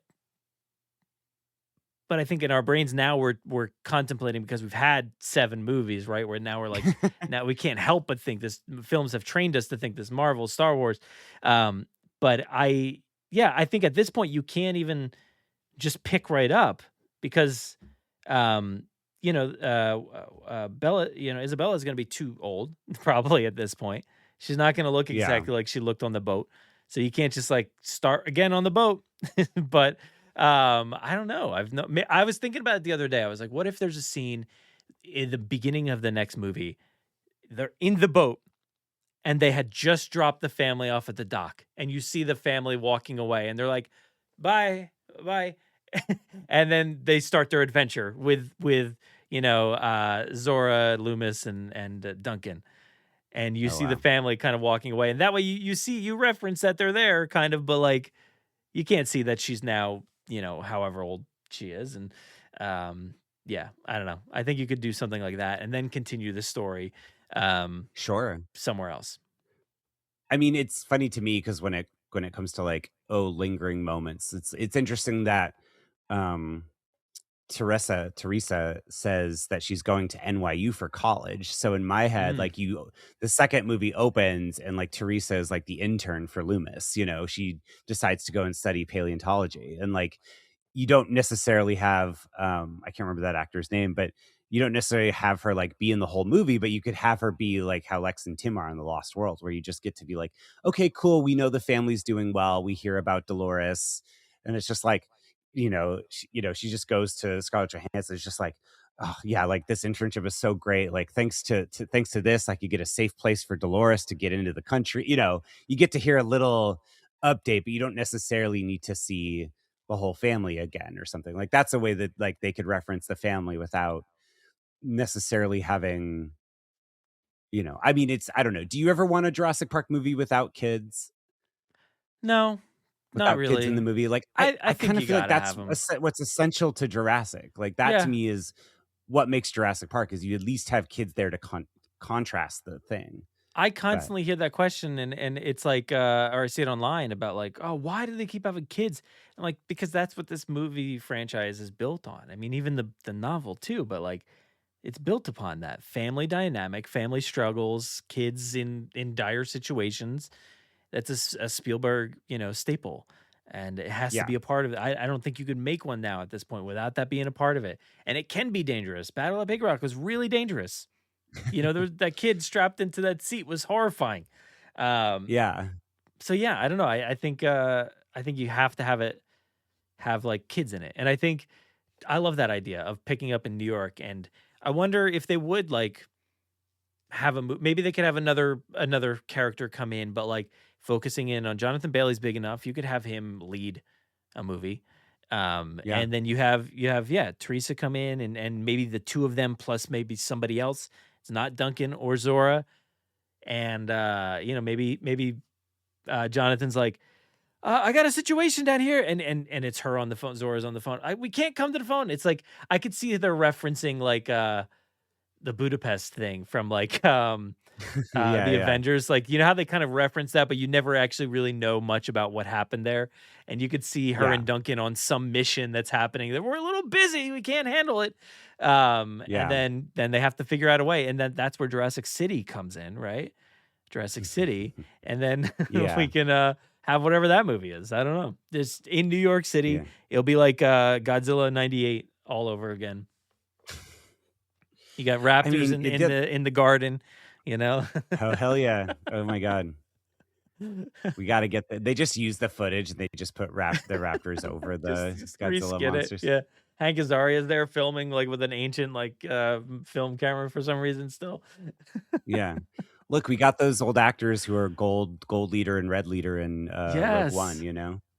yes. So, Oh you my god, know, that we was could amazing that they did that. I mean, we never got I remember our conversation. We talked about like a de-aged, like going back, like to how Indiana Jones went back to like a previous time. Like it would Seriously. be interesting to do a sequence where you have it at Jurassic Park in 1993 and have it tie back to Mm. the new adventure. Like if that's what we're really going to do.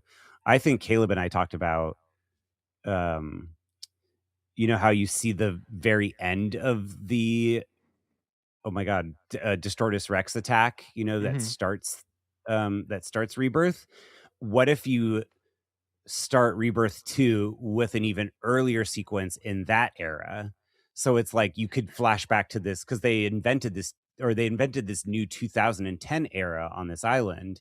What if you constantly flash back to that era and you see either like Wu coming from Nublar, or even Please, have like please. Bryce Dallas Howard be on the phone, like should we let our new operations manager like know about this island? And it's like Wu's like it's fine, just ways to like tie back to the lore that feel again in the way that nowadays Star Wars is especially honoring the prequels, just ways that you Yeah. could honor the previous Jurassic Park entries without necessarily like I don't know. I just think there's people have been so clever. I mean, I think Thunderbolts is just so clever with the way that it incorporated that So good. entire mishmash of Marvel characters, or like Randall Park and Kat Dennings showing up in WandaVision. Like there's just Just doing like sleight of hand magic or whatever he's doing. Yeah. yeah, I so it's like you brought up Thunderbolts, but like what's his name? From Monarch. Did you ever watch that? I forget. I still haven't watched Monarch, but now So now that I've seen Godzilla, I want to. you got it because like that's what they do so well is they have Kurt Russell and then they have Wyatt. They're playing the same guy in different Yeah. eras, and it's so cool. Like Jurassic could do that so well of having like current day and then somebody in the past or something. It doesn't even have to be the same guy. It just can be like two different eras with stories that are very similar. Like I kind of pitched it on the Monarch episodes of like This Is Us. Did you ever watch that? It's like Yeah, yeah. very much how that show like did that same thing, but those are same characters as well. But like just showcasing Maisie or Charlotte, I guess, back in the Yeah. old park and like the older actor, not older, but like the actress who played like in adult Charlotte. That would be so cool to have her doing something, and then like I don't know, I just Yeah, would be a love them to character. utilize this stuff and actually like trust that like man, that would be really cool. I guess people hate Maisie though. I don't know.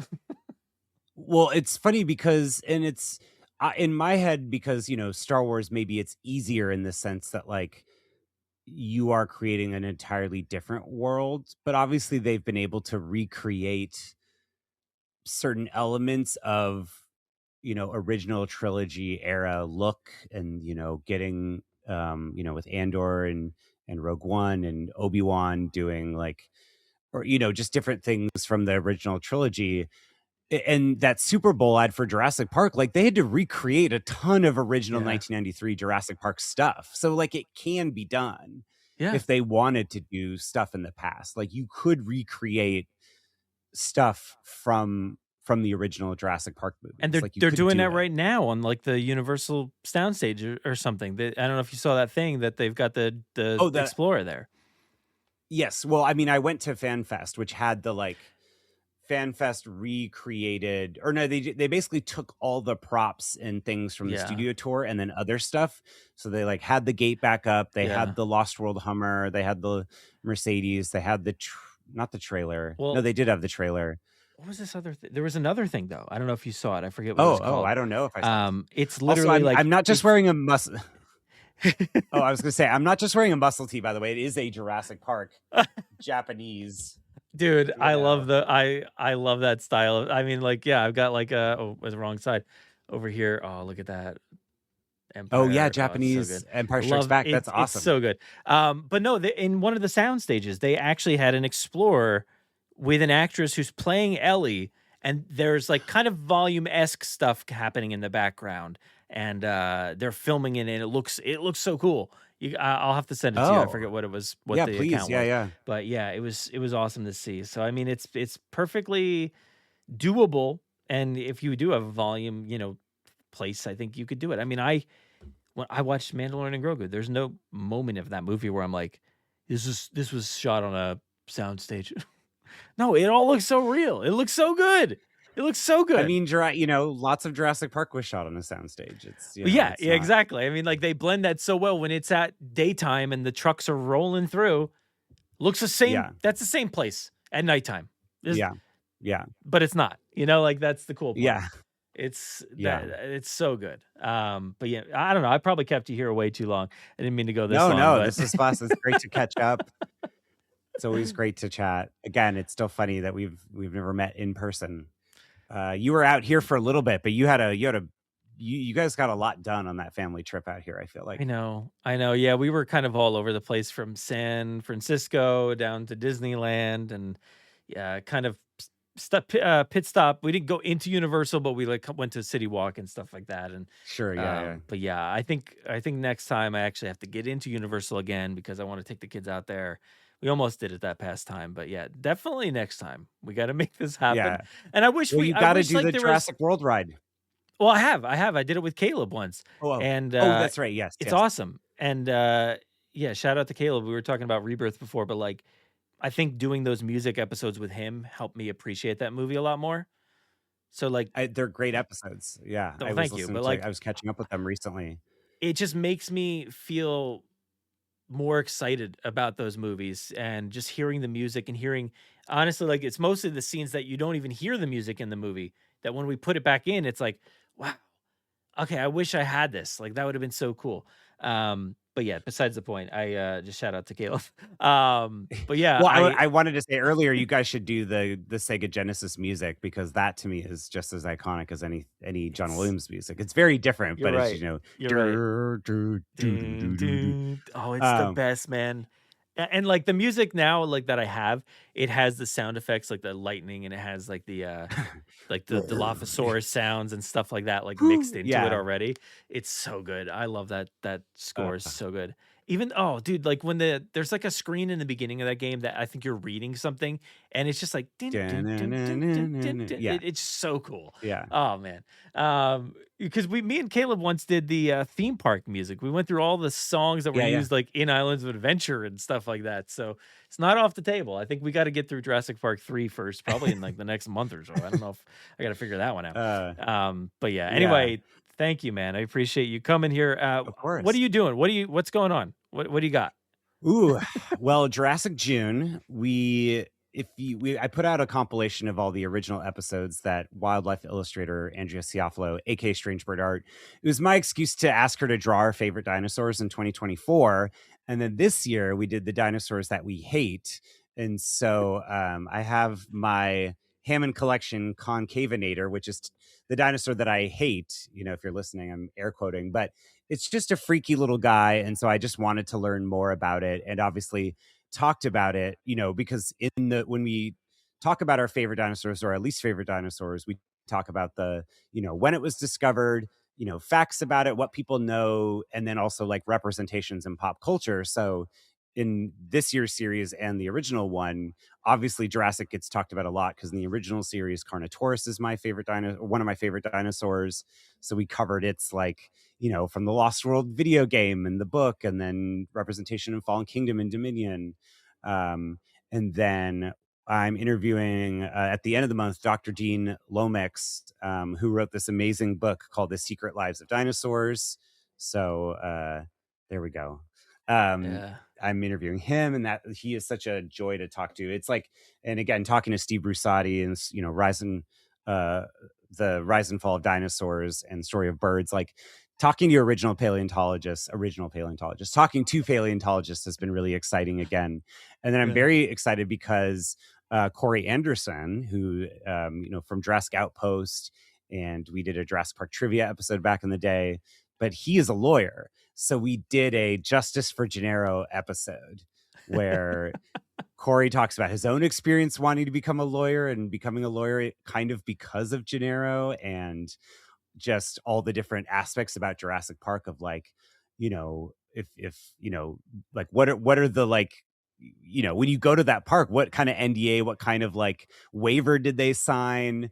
What kinds of damages? We went through kind of the lawness of like Gennaro himself, like what kind of lawyer he was, but then also just like all the legal implications of something like Jurassic Park, like what would happen in the real world, if this went down. Like, is the island under the law of the US, like where InGen is based, or is it under Costa Rican law? And so Corey is so brilliant and just kind of like walks me through all these That's like so lawyer good. questions and law questions. So that comes out, I believe, next week. So if you've ever wanted to just hear an episode basically all about Gennaro, we had to give him his due. Do you know what I mean? There's never been one done before, so this is the definitive. That's going to be the definitive version. I can't wait to listen to it. That's the kind of stuff that I love to listen to. Is like, I did an episode really early on, like in probably the first year, all about like the theme park elements and stuff of Jurassic Park, and like what was so severely lacking.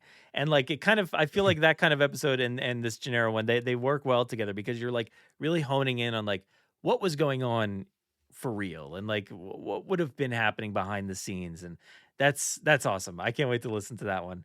But yeah, I think it's no, go ahead. Oh no, go ahead. Oh, I was just going to say, I think again, it's this like, because the podcast will also, I've interviewed, comic book writers and musicians about like what their Jurassic Park is. I think there is still, again, I am from And That's Why We Drink, we talked about Back to the Future and theme parks. Like, so even if it's not necessarily Jurassic Park focused, it's still, the energy is coming from the same place. Or, I'm obviously going to be talking to more scientists, coming up later this year. So it's just one of those, like, there'll always be somebody passionately talking about something. But I think like the beginning of our conversation, I'm also finding ways to like, okay, what's an element of Jurassic Park I haven't really thought about in a while? Or what's an element about dinosaurs or Spielberg or, other sci-fi movies from the era? Like I just did, my friend Stephanie, who's a software engineer. She came in for her first episode and she talked all about the computer engineering of Jurassic Park. And then we did a follow-up episode where we talked about Hackers and the Net, which were two other computer software engineer hacking movies from the 90s. So it's like kind of continuing those themes. So I think that's like been a big part of the podcast lately, is like certain aspects of, or like even, because lots of the stuff that we like are featured at comic book convention, like at Comic-Con and stuff. So I've had a lot of like convention conversations with like Heather Antos, the creator of Gwenpool, or Jordan Morris, who's been working on the Predator comics. So like, it's just like the culture of Jurassic Park can extend out even further. When Caleb and Samantha Indris and our friend Natalie, when the three of us covered Alien Earth, like that kind of thing. Like it's all, and Alien Earth is kind of very Jurassic in a way. Like part of it takes place on an island with a lab, and something gets let loose. So yeah, it's all in the mix. Yeah, I love those. I love all that stuff. I mean, your dinosaur episodes and even the ones you hate, you learn a lot. Like, and I feel like I'm learning about this stuff Thank you.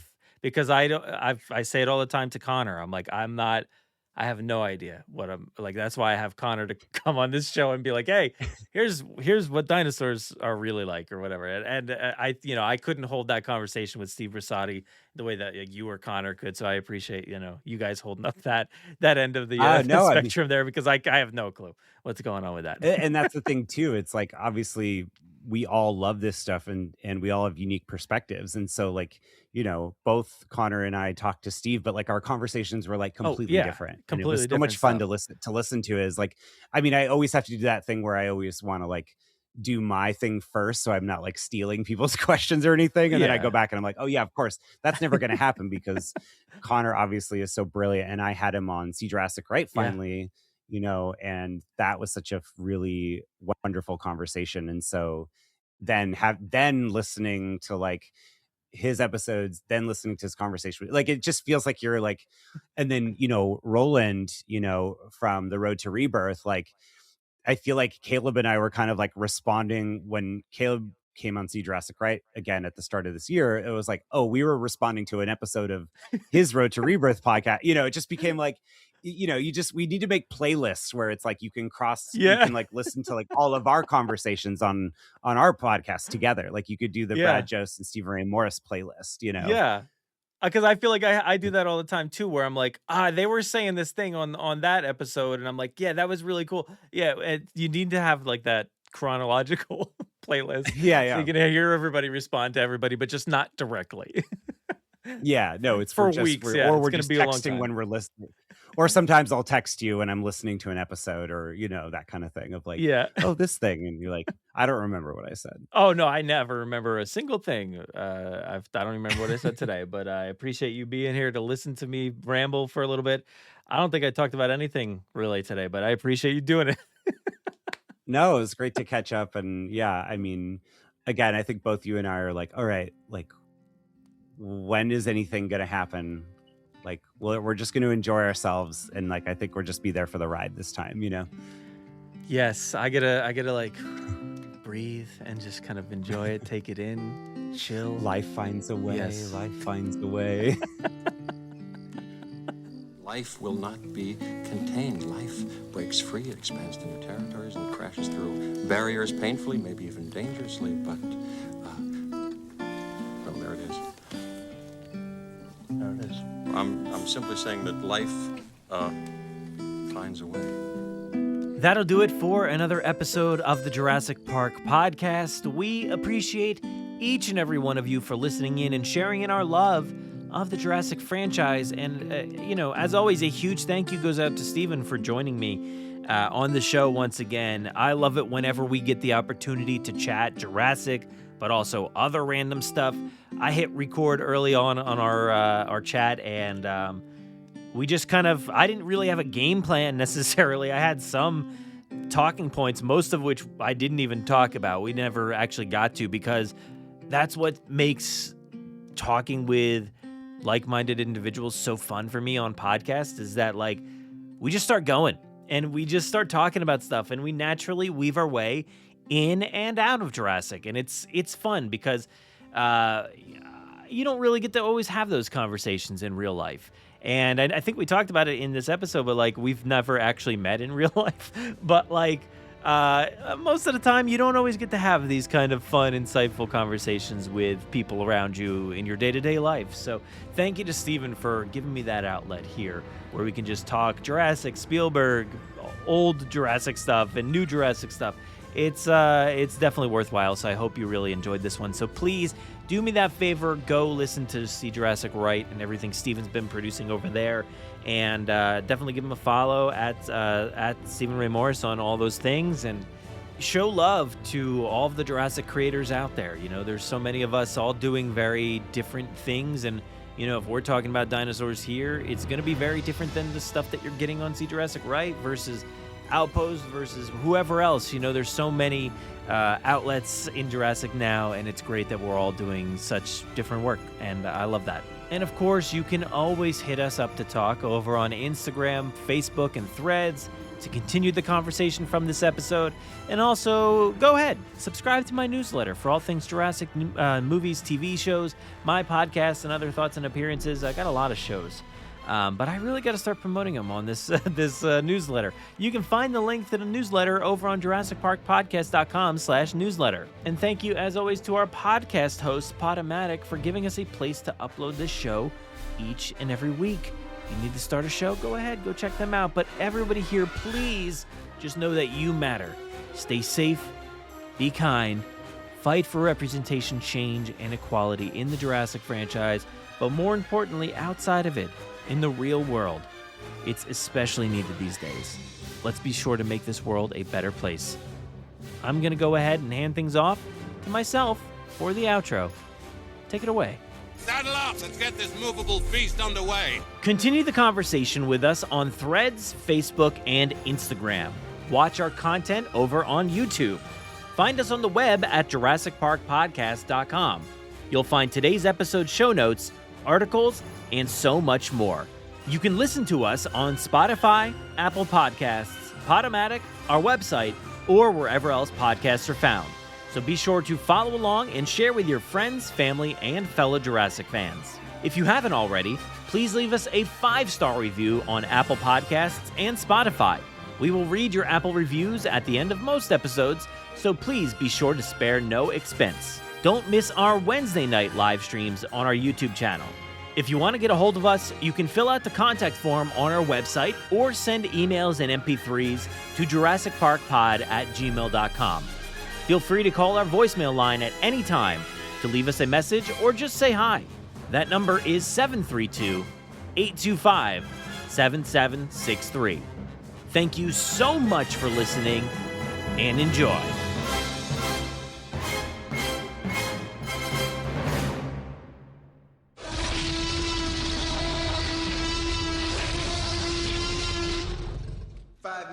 Drop what you're doing and leave now.